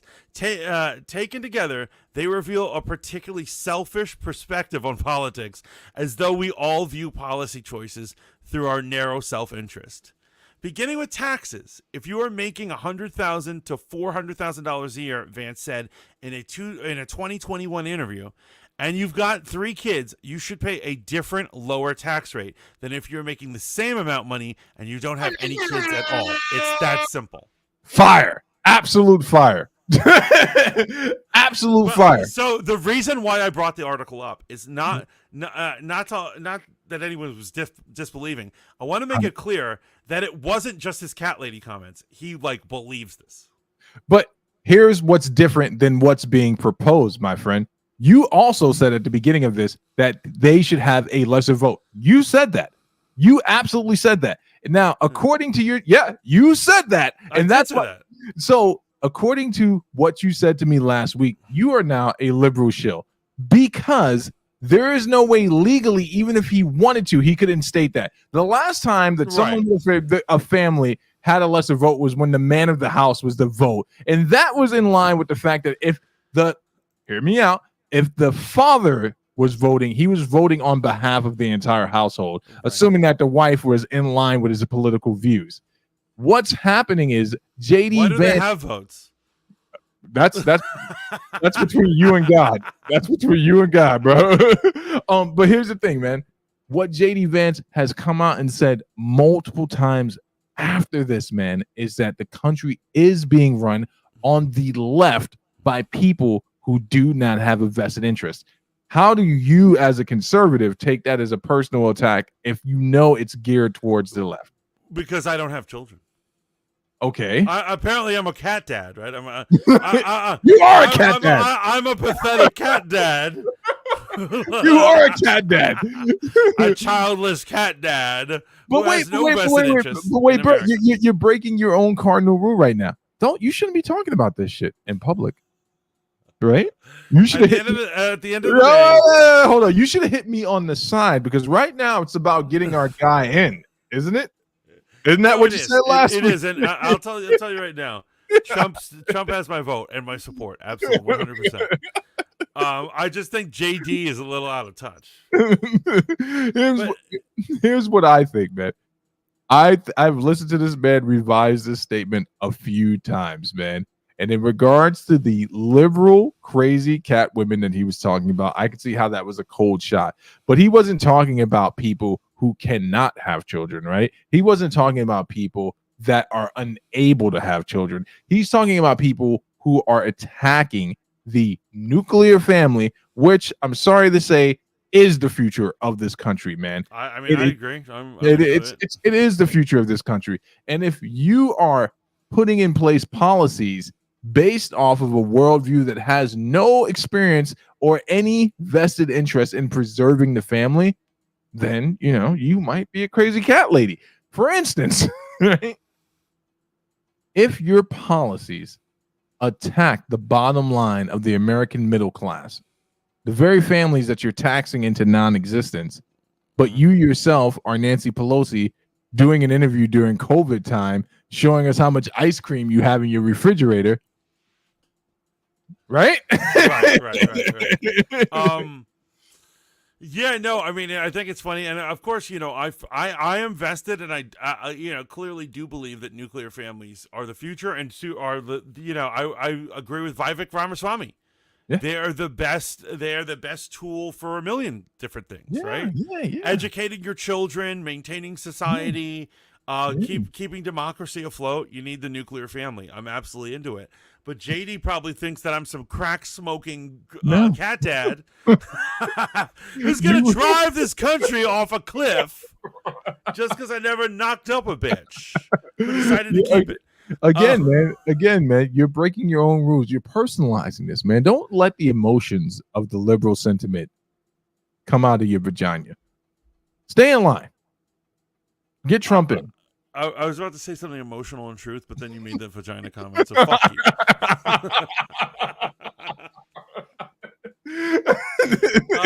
I'm saying, you know what? Maybe I am annoyed that he made fun of the childless. Maybe us childless people don't like being childless. No, but he didn't make fun of you. He made fun of childless, liberal, power hungry muggers. Why you're not on that side of the table? You're supposed to be on this side of the table going, oh! At first I was like, wait, what did he just say? What did this motherfucker just say? Him picking JD Vance sealed my vote for Trump. He's the only senator that cares about the forgotten man / blue collar man. I agree with you on that. JD Vance is great on a million things. I absolutely agree. I'm teasing him on this thing. I did take personal offense to it. However, that's not stopping me from voting for them. I do think that JD Vance really is a good man who is trying to look out for blue collar workers. You know. I got no beef with the man. I wish he wasn't the vice president prick. I think Vivek would have been a much better pick, man. But I think JD Vance is putting in the work, and that's where I wanted to talk about that for a second. Him going out and doing these media tours, following Kamala around wherever she lands and saying, why won't your vice president engage with the press? And then watching the press, who are obviously in cahoots, talking about MSNBC, CNN, and all these places. Not the only person on CNN that actually had the balls to say something about this was that chick SE Cup, and she was like, if this was any other candidate doing this, we would be tearing them up for avoiding questions from the press. Right. Imagine if Trump didn't talk. Like, that would be crazy. He'd be crucified every day. Matt says, I'm sorry, but I don't want the Grace Randolphs of the world running our government. Can we talk about Ann Coulter for a second? Absolutely. Real quick. Mantis, you still have time? Men can have kids anytime. And so it's so funny. My dear friend at church, Nicole, she's got 3 children. She's married, all this stuff. She's from the South, though. She's from Alabama. And she says to me in that cute Southern accent, she's just like, yo, Lucky. She's like, if I were a man, I would wait till I'm 55 and just knock up some 20-year-olds. she says that's what I should do. And this is a friend from church. God bless Alabama, man. God bless Alabama. Ann Coulter. Remember you and I had a private conversation where I was like, Ann Coulter. This is after she told Vivek that she wouldn't vote for him because she was Indian. And she has a lineage policy in regards to who should be able to run for a candidacy, like especially an office as high as president in America. That is a surmised version of what she actually said. She recently came out and said something that just got everyone up in arms in a good way and a bad way. And this woman, man. Your boy Amazing Lucas is how I found out about this. You obviously know Amazing Lucas has made a switch from being, he used to be a conservative commentator, and now he's gone over to the other side. And shout out to him. If you change your political position and you can explain it, that's your right? But he is firmly planted in the FBA community. If you don't know what that's an acronym for, that means Foundational Black American. If you don't know what that means blacks that were born in this country who are trying to kill you. Who are direct descendants of the transatlantic slave trade that landed here in North America. True African Americans. True African Americans. And so if you're not familiar with what FBA wants, they don't want anyone else. One of the things they feel is if reparations are given, you have to be able to prove that you are a descendant of an American slave to get reparations. And Coulter, coming out talking about Kamala Harris, had some things to say about it. I sent you the video if you want to see it. And it's weird because it's getting some traction with the FBA community. And Amazing Lucas was like, please don't fall for the okie dokie. Even went as far as to say some of you guys are like those seagulls from Finding Nemo. As soon as someone says something positive they're gonna do for FBA, you all pop out of nowhere like FBA. It's pretty. We're not allowed to play Amazing Lucas videos on here, unfortunately. No, we're not. It's the one thing that's banned from Fanboy Modeling School. I don't understand it. And you have vetoes too. If you want to veto anybody, I believe in free speech. Well, I don't. This is my show. You basically, you know why I have an issue with this dude, right? You think he's a race grifter? I do. Because he flip-flop back and forth between his politics.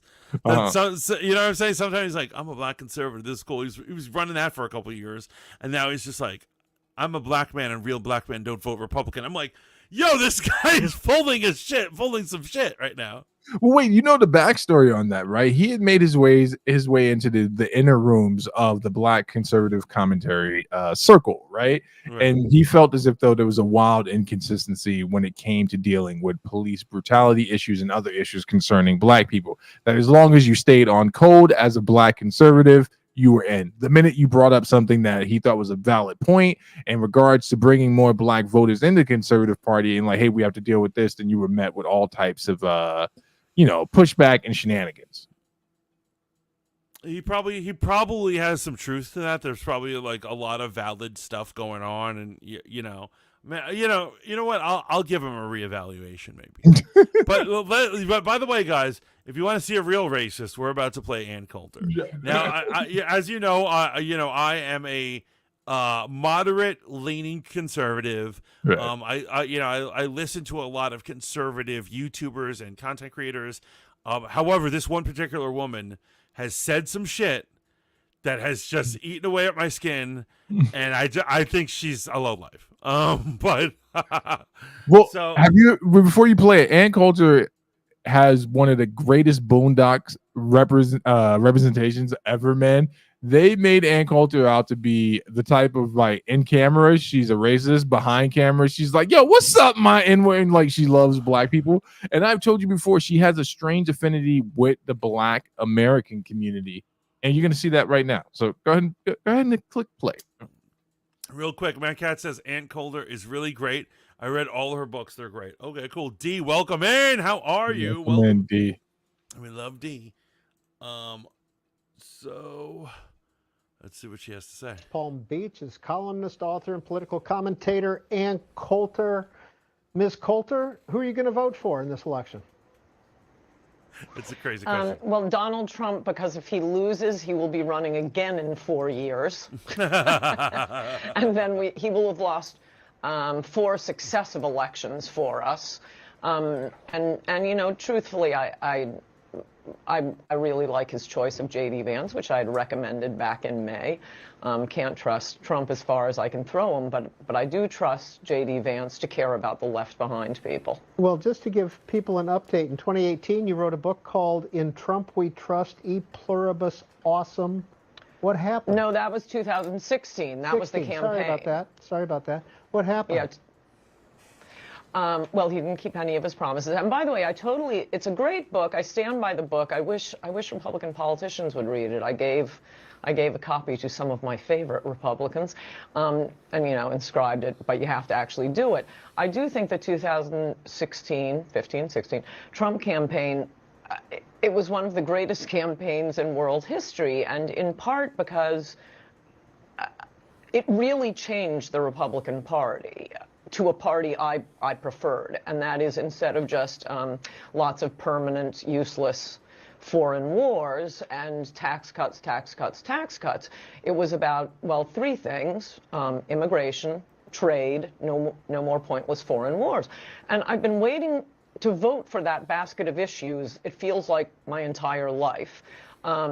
Also, just a lot of the things, not talking about your family. Please drop the family biographies. Please stop invoking Ronald Reagan. He was president, you know, a million years ago. The world looked different then. So all of these, and oh, I'm optimistic, that thing that they all got, I guess, from Reagan.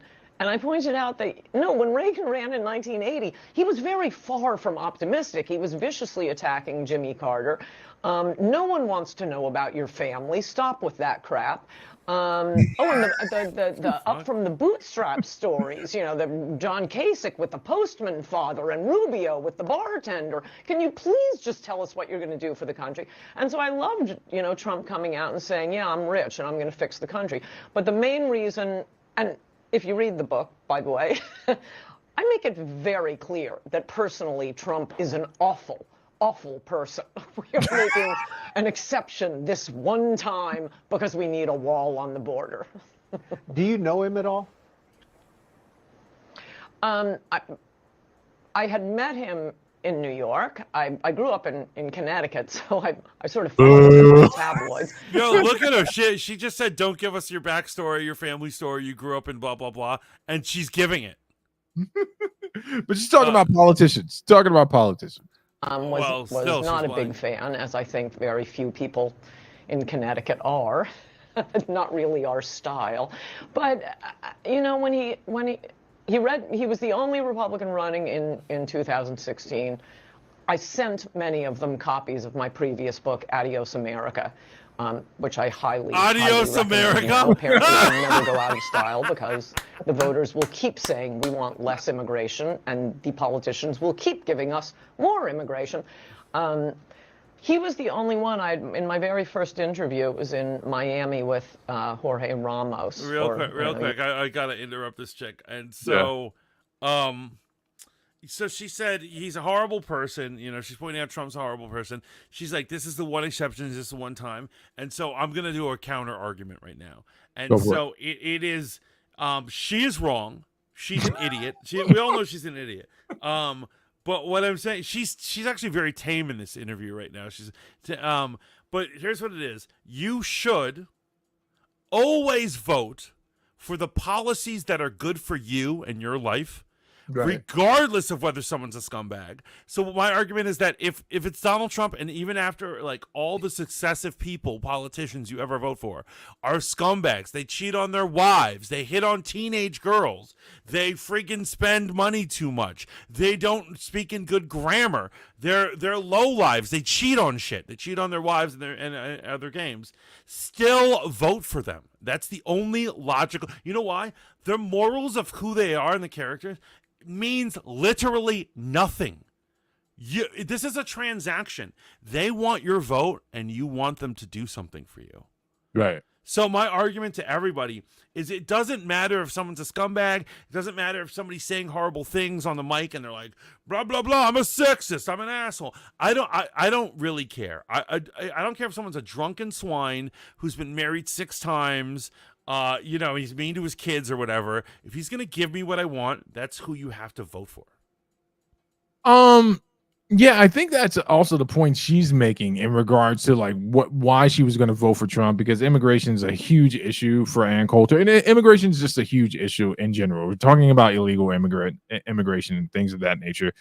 I didn't realize this is 47 minutes, so I don't have it timestamped. But eventually she's going to go on to talk about Kamala Harris and talk about Trump questioning her ethnicity and calling into question whether or not he's black. And this is what's perked up the ears for some FBA members, is that they feel like Ann Coulter is actually addressing an issue, which is, and I've heard a good friend say that, you know, we got to gatekeep blackness a little bit, or at least the African-American lineage.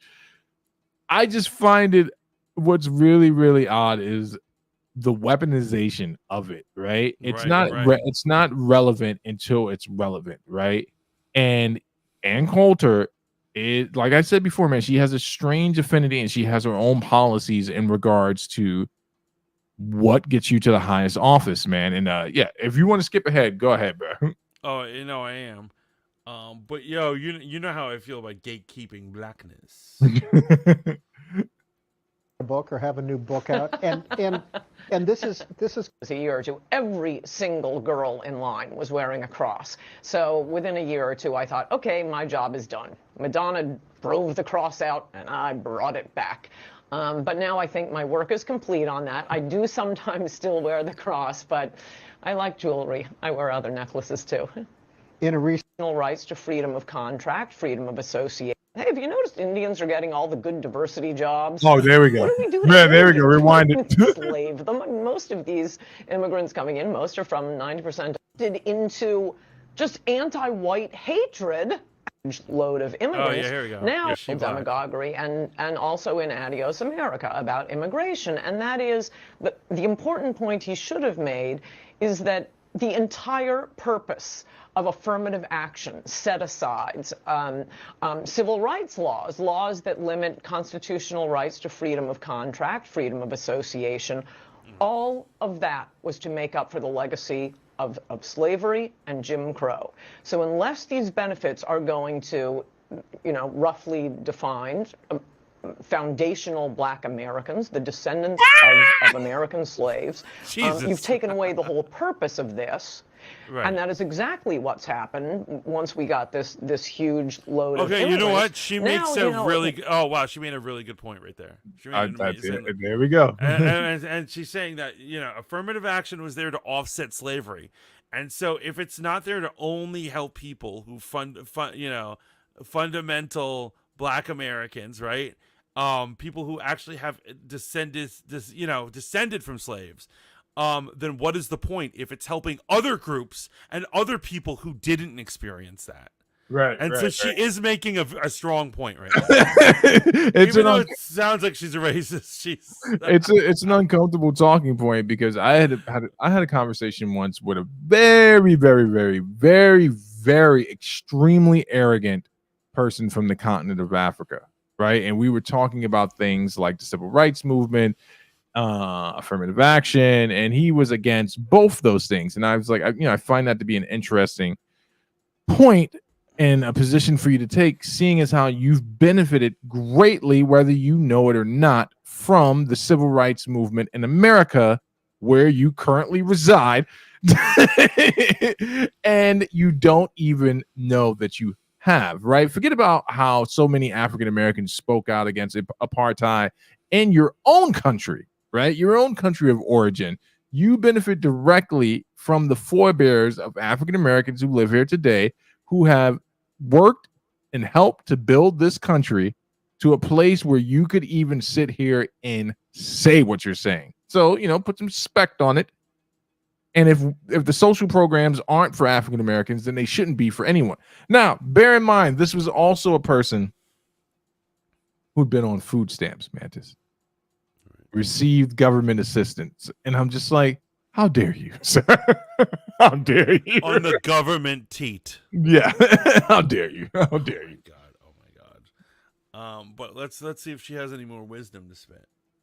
A Thai who arrived on Wednesday will get an advantage applying to college, applying to corporations over a heterosexual white male in particular. That's the biggest hate group. But any white American, and all of the civil rights laws have been, and affirmative action and so on, have been twisted into just anti-white hatred and open, egregious discrimination. So to make the point that Kamala isn't a foundational black American, I'm always pointing out to black people, hey, have you noticed Indians are getting all the good diversity jobs? What did we do to Indians? We didn't enslave them. I mean, most of these immigrants coming in, most are from 90% of legal immigrants are from the third world. She's cooking, even though she likes walking that tightrope, right? She likes walking the tightrope. My favorite, here's what it is. I don't normally like that show Scrubs, but I remember one of the funniest jokes I've ever seen. But that Scrubs, that's comedy about the medical industry, whatever. Yeah. And so this old woman gets hurt and she goes to the ER and her doctor's Indian and she goes, I said I want the best doctor. I want a Jewish doctor. And the guy says to her, I'm Indian. We're the new Jews. And it's true, man. They really are. Wildly appropriate. And mostly we've just run around saving them from earthquakes and tornadoes and coups and starvation. They owe us. We don't owe them. But to switch from the concept of integration and civil rights for black Americans to this BS-y diversity, it's nothing but discrimination against white people. And that point should be made not just to, as I think Trump is always thinking, oh, he's going to win the black vote. He's not going to win the black vote. You ought to do things because they're the right thing to do, not because this is an appeal to black people, like releasing criminals. He thinks he's going to get the black vote by being soft on crime. Anyway, not only to point out to black Americans. So here's the thing, and once again, this is why a woman who doesn't understand shit, and I'm not saying women don't understand this stuff, but a person who doesn't understand stuff. It is Donald Trump's goal not to be a nice guy, but to win votes, and so he should do whatever it takes to win himself votes. Just as Democrats do the same thing. It's illogical to do something and say, you know what? This could get me votes, but I'm not going to do it because it's not true to who I am. So here's the thing, and that's exactly why J.D. Vance attacked a bunch of crazy non-children having liberals that are trying to change the family dynamic, and that was to garner votes amongst the MAGA to let them know, I'm one of you. I'm one of you. Right. So for all you shabby cat owning sons of bitches, leave my fucking cats out of this. You leave my goddamn cats out of this. I know we don't have much time, man. Do you want to talk about your favorite country, London, being torn apart by the actual title of our show? Yo, honestly, let's talk about it. What are your thoughts? What's going on? Are these guys racist? So this all starts, or I want to say this started a while ago prior to what people think the inception is. 2 young ladies, 2 children were killed recently in London. I want to say it's two young girls, and they were killed. I'm not going to remix history here, man. And they were killed by someone who was born in London, but the narrative started that person was Islamic immigrant. And that has to do very much with what the protests are about, is that London is facing the same type of issues that people feel like we're facing here in America, where there are more immigrants. Policies are being impacted by the amount of immigrants, and certain things are infringing upon the natural born citizens. What's happening, though, is that they are out in the streets right now, looking very much like the George Floyd protests / riots, and shit's getting funky over there, man. It's getting real funky. And I'll tell you this right now. People love to cite that America is racist and bad and all this crap. And I don't think that the rioters are, but you know what it is? America's pretty white, but we are not nearly as white as the fucking UK. Oh, the UK used to be white. I mean, this is what they're saying. What I'm saying is they are enraged. So we are light years ahead in terms of understanding other cultures and letting other cultures in us than, say, the UK. Now, I'm not trying to write these people off as bigots or racists or whatever the BBC is trying to label them as. Oh yeah. The BBC is evil. English cops are evil. Here's what I said. You know how, like, I'm pro-American cop. I'm like, they're hardworking. Obviously, the bad ones need to be either arrested or thrown off the force, but most cops are just here to help us, blah, blah. You know, that's Mantis's take on it. However, in the UK, they're all fucking animals, and I wish horrible things on them. So I sent you a video, and we played a lot of videos, but I felt like it would be a great night for us to watch some videos, get back to some fanboy after dark.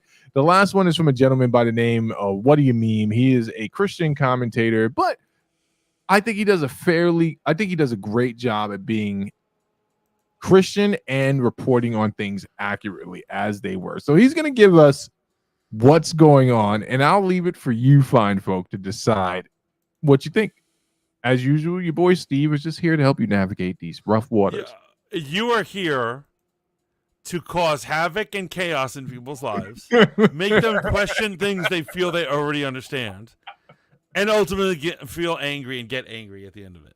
So here's the thing you should know about me, folks, right? I will remember what you say, right? I will always remember what you say, and eventually I'm going to call you to task for your worldview. So if that causes chaos, then yeah. But he's good at misquoting. Consequences of misinformation are becoming more apparent day by day. And the recent discussion between Andrew Tate and Piers Morgan on the riots in the UK only goes to highlight just how bad it really is.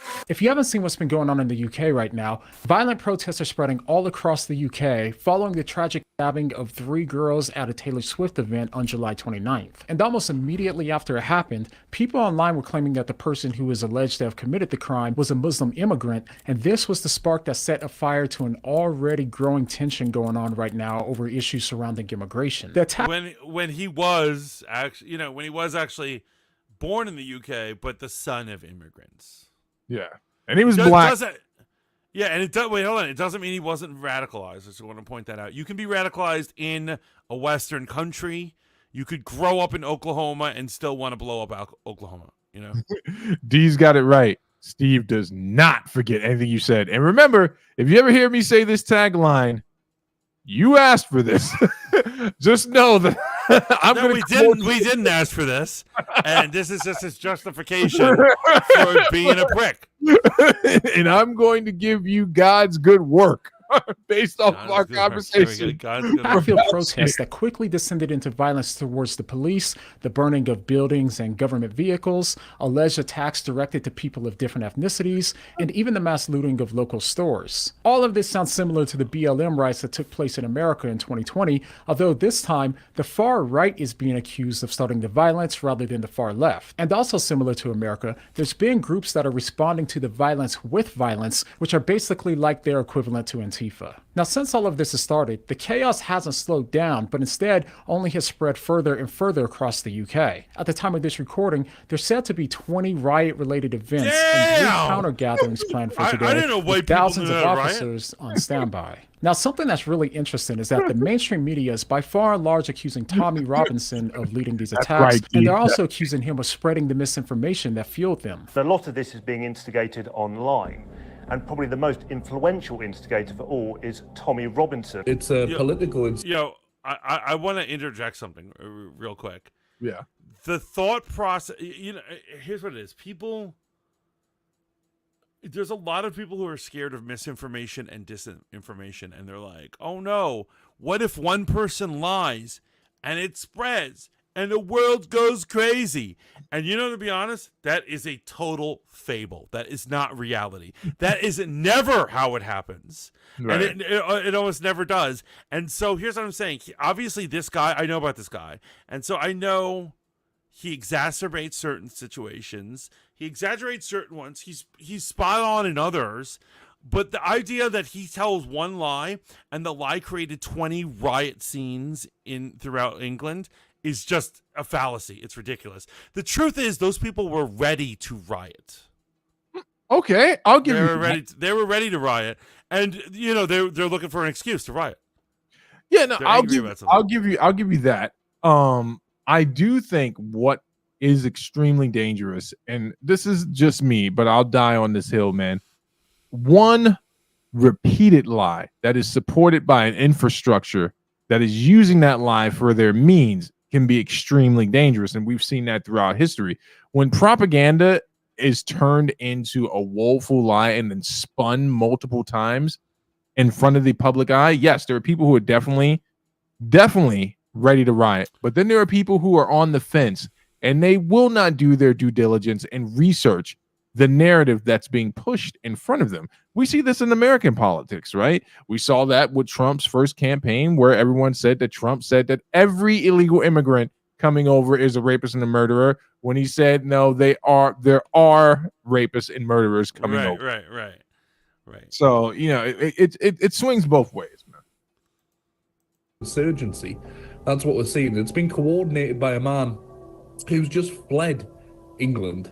A man who can't even be here because he's a criminal. These outlets are also blaming Elon Musk for saying that civil war is inevitable, while also accusing him of spreading dangerous and false information as well. But we'll come back to all of this. Now, though all of this chaos followed the attack on the little girls, this wasn't the sole start of it. The attack was clearly just the last straw, as the tension has been brewing for people who are worried about immigration and the Islamic-inspired terrorism that's come from some of it. But here's where we see just how big of an issue misinformation really is. Piers Morgan just had Andrew Tate on the show to absolutely drill him for not only appearing to incite the protests, but also for supposedly spreading misinformation on Twitter before going on to blame him for this. The reason these riots are happening in the first place is because everybody's afraid to talk. I'm prepared to sit down with somebody I don't like and don't agree with. That's complete nonsense. To talk to Tommy. That's nonsense. The reason the riots are happening is people like you and Tommy Robinson have been spewing utter disinformation. Which was pretty much the ongoing theme of their conversation. I do agree with Pierce that people with millions of followers choosing to carelessly spread potentially false information without even doing the slightest bit of research is a very big problem. However, interestingly enough, Pierce also seems to be guilty of this when he says this. You have boxed yourself into a position now where your own Muslim community in the UK are enraged with you because they believe you are siding with Tommy Robinson, who is leading a far-right series of attacks on Muslims and mosques and is being blatantly Islamophobic in the process. And you know that. And here's where it becomes even more clear just how big of a problem this really is. I've been loosely keeping up with Tommy Robinson since about 2018, and personally, I haven't ever heard him endorse violence, and most certainly don't think it's fair to accuse him of being the leader of the violence going on right now in Britain, despite the mainstream media constantly accusing him of doing so. In reality, he's been extremely vocal telling people not to fight with violence. I'll be saying to anyone, I know there's a protest tonight in London. Lads, you've got to remain calm. Bring the numbers, bring the noise, but don't bring any violence, man. Peace, love, our country is in the gutter. We ain't gonna win it back by throwing a few rocks at coppers. And to make matters worse, Tommy has stated that this misinformation has led people to start sending him messages like this in his inbox. And here's the thing, I don't believe that Pierce accused Tommy of leading the riots intentionally, but instead, I assume that he was doing what most of us do. He accepted what he heard without careful consideration because of his preconceived political biases and his personal dislike for Tommy. Well, also, I just think mainstream media, which is usually liberal, they are taught to attack certain people and certain ideas, and they want to shut down anything. And one of the things that they hate, this is why they love saying that people are spreading misinformation or disinformation when you're a content creator. You know why? Legacy media doesn't like the idea that you can have 1 million followers and influence people. I wish I had the video right now, but I have to do research. I literally caught a CNN anchor say, this guy thinks that he can influence people. That's our job. I know what you're talking about. Yeah, right? This dumb bitch, right? And it's like, are you fucking... That's how crazy and out of it she is. She didn't realize how blatant she was about it. But what it is, legacy media thinks it's all right to enrage us to the point where, well, let's say we do something like we hate a certain candidate. They want to manipulate us to that level. However, if you were to do it with your 1 million followers, oh, you're wrong and evil. Well, yeah, misinformation, your disinformation, whichever one they're using this week. Yeah, and then they don't want any culpability in creating a narrative that led to potentially, a person dying, a man dying. Doesn't matter what his lifestyle or his political views were. He died in front of his family, protecting his family from a bullet because a shooter thought they were taking out the next Adolf Hitler. And I agree with you 100%, man. My issue is just this, man. There are certain jobs and stations in life where I feel as if though you have to be a moral person, right? And for me, the press, what it represents, and I don't know, maybe it never was this thing, and maybe I'm just looking at it through the lens of history, right? You are supposed to be reporting the news, the facts, the events as they happen chronologically, actually happen.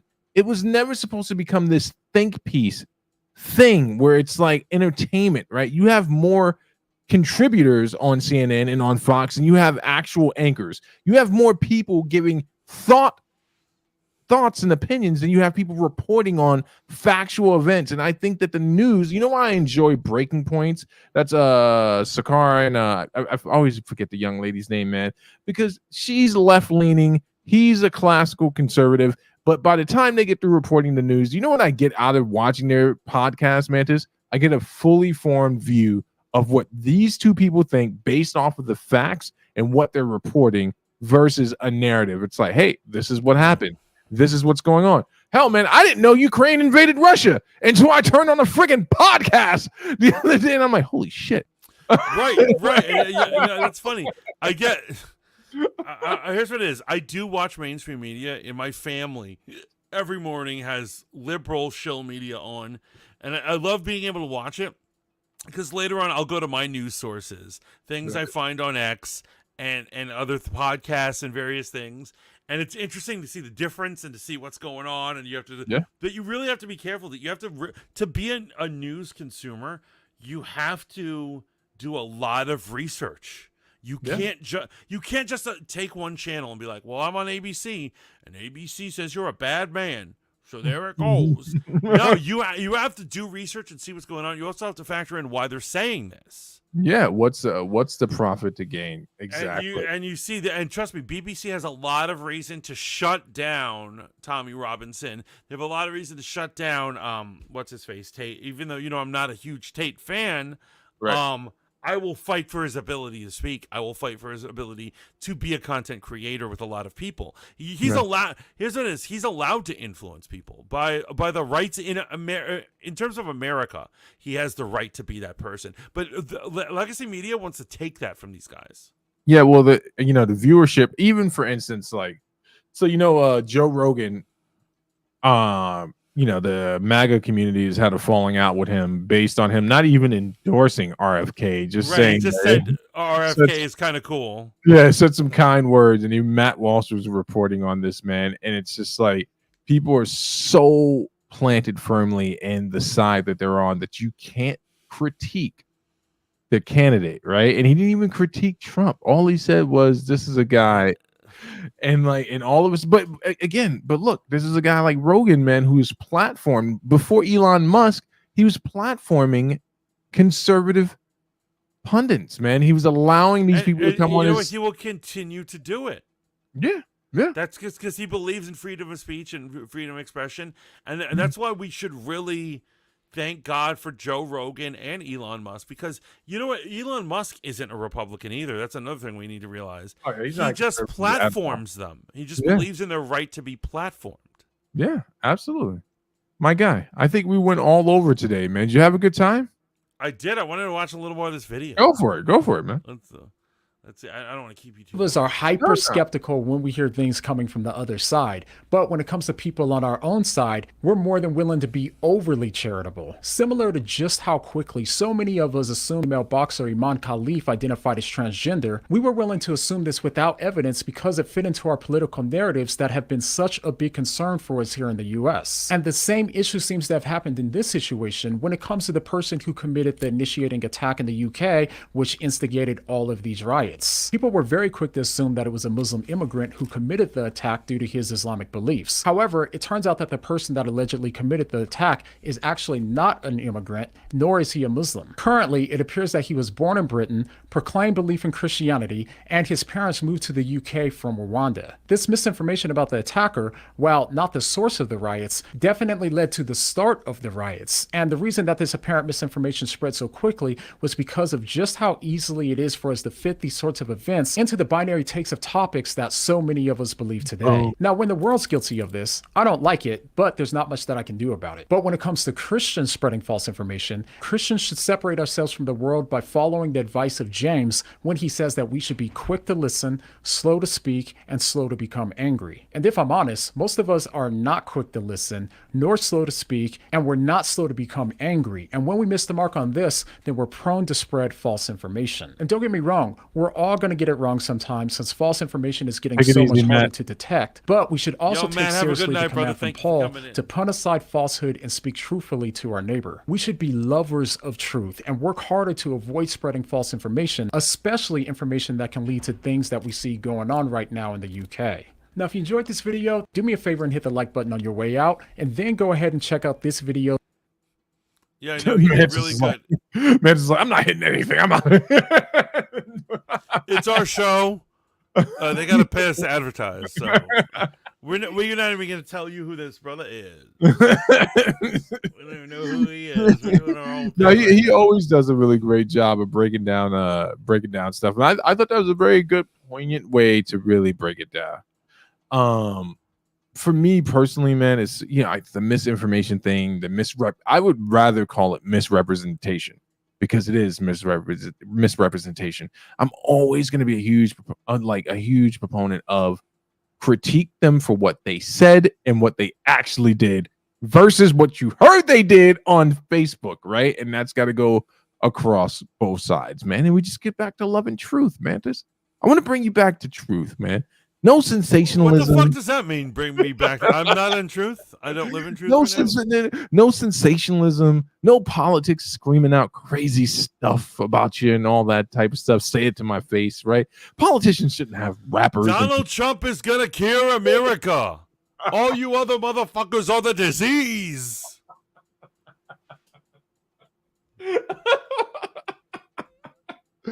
He won't. Matt Cat wants to know what's the name of the guy we just watched. What do you meme? His name's what do you meme? And Spelled. that's so weird. He's a Christian and he's what do you meme? Yeah, well, his whole channel started off as a way to utilize meme culture and examine meme culture, and then he got into really deep commentary. And then I as his career continued, I was like, man, he's had some stinkers with some of my other favorite theologians, but he's always put out, recently he's been putting out very meaningful commentary. I really enjoy him, man. Fair and consistent. He's all right. You had a good time today? I did have a good time today, man. It's a shame that I have to spoil my good time with a thing like work. Maybe these socialists are on to something, man. I should just get paid to exist. Or if all you fine folks would just share this channel with everyone you know, and if there's 1,000 of them and they all subscribe at the same time, then we can get monetized. And then me and Mantis can split 5.08% every week. Yes, please. I'm tired of working. It's so lame. Oh man, it's so hurtful to my vibe. I'm trying to mellow here, bro. It's a vibe. I'm trying to maintain. I had an amazing time. I loved all the learning. I love all the bickering.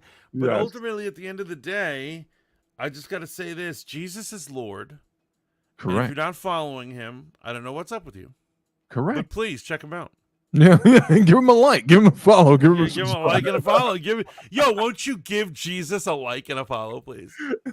Well, sacrilege. What do you got going on at Burn Your Degree this week, man? What are you doing to fundamentally question the existence of Western culture? Well, I was actually going to do an episode. This was Sunday on Burn Your Degree, 6 p.m. to 10 p.m. on Sunday on Riz Radio, about claims of Kamala's blackness. So we're going to be talking about both sides. Don't worry. I'm not going to be a bigot or like, whatever you're expecting. It's going to be a fun journey, and to experience it, you have to be there. So please check it out. Mic check. We took another, the home of adult contemporary hip hop. I'm pushing this, man. I'm pushing the adult contemporary hip hop thing, man. We premiered some new dope tracks. We're going to get back into that this Sunday. And maybe we'll talk a little bit more about Ricky Rose not being a friend to the disabled community. I don't know if you're up to speed on. Didn't you already do a thing on this? I did, but I just like talking about Ricky Rose and his many failings. Well, I mean, the handicap are questionable people, so maybe that's a good reason. Who knows? To get the answer, you have to tune into Riz Radio on, this Sunday? This Sunday, man. This Sunday at 10 to 2 a.m. Eastern Standard. You can find us on Live 365 or wherever internet radio is found. Hit us up. We would love to talk to you. Until next time, Fanboy Modeling School is out. Ciao Ciao for now. Bitches.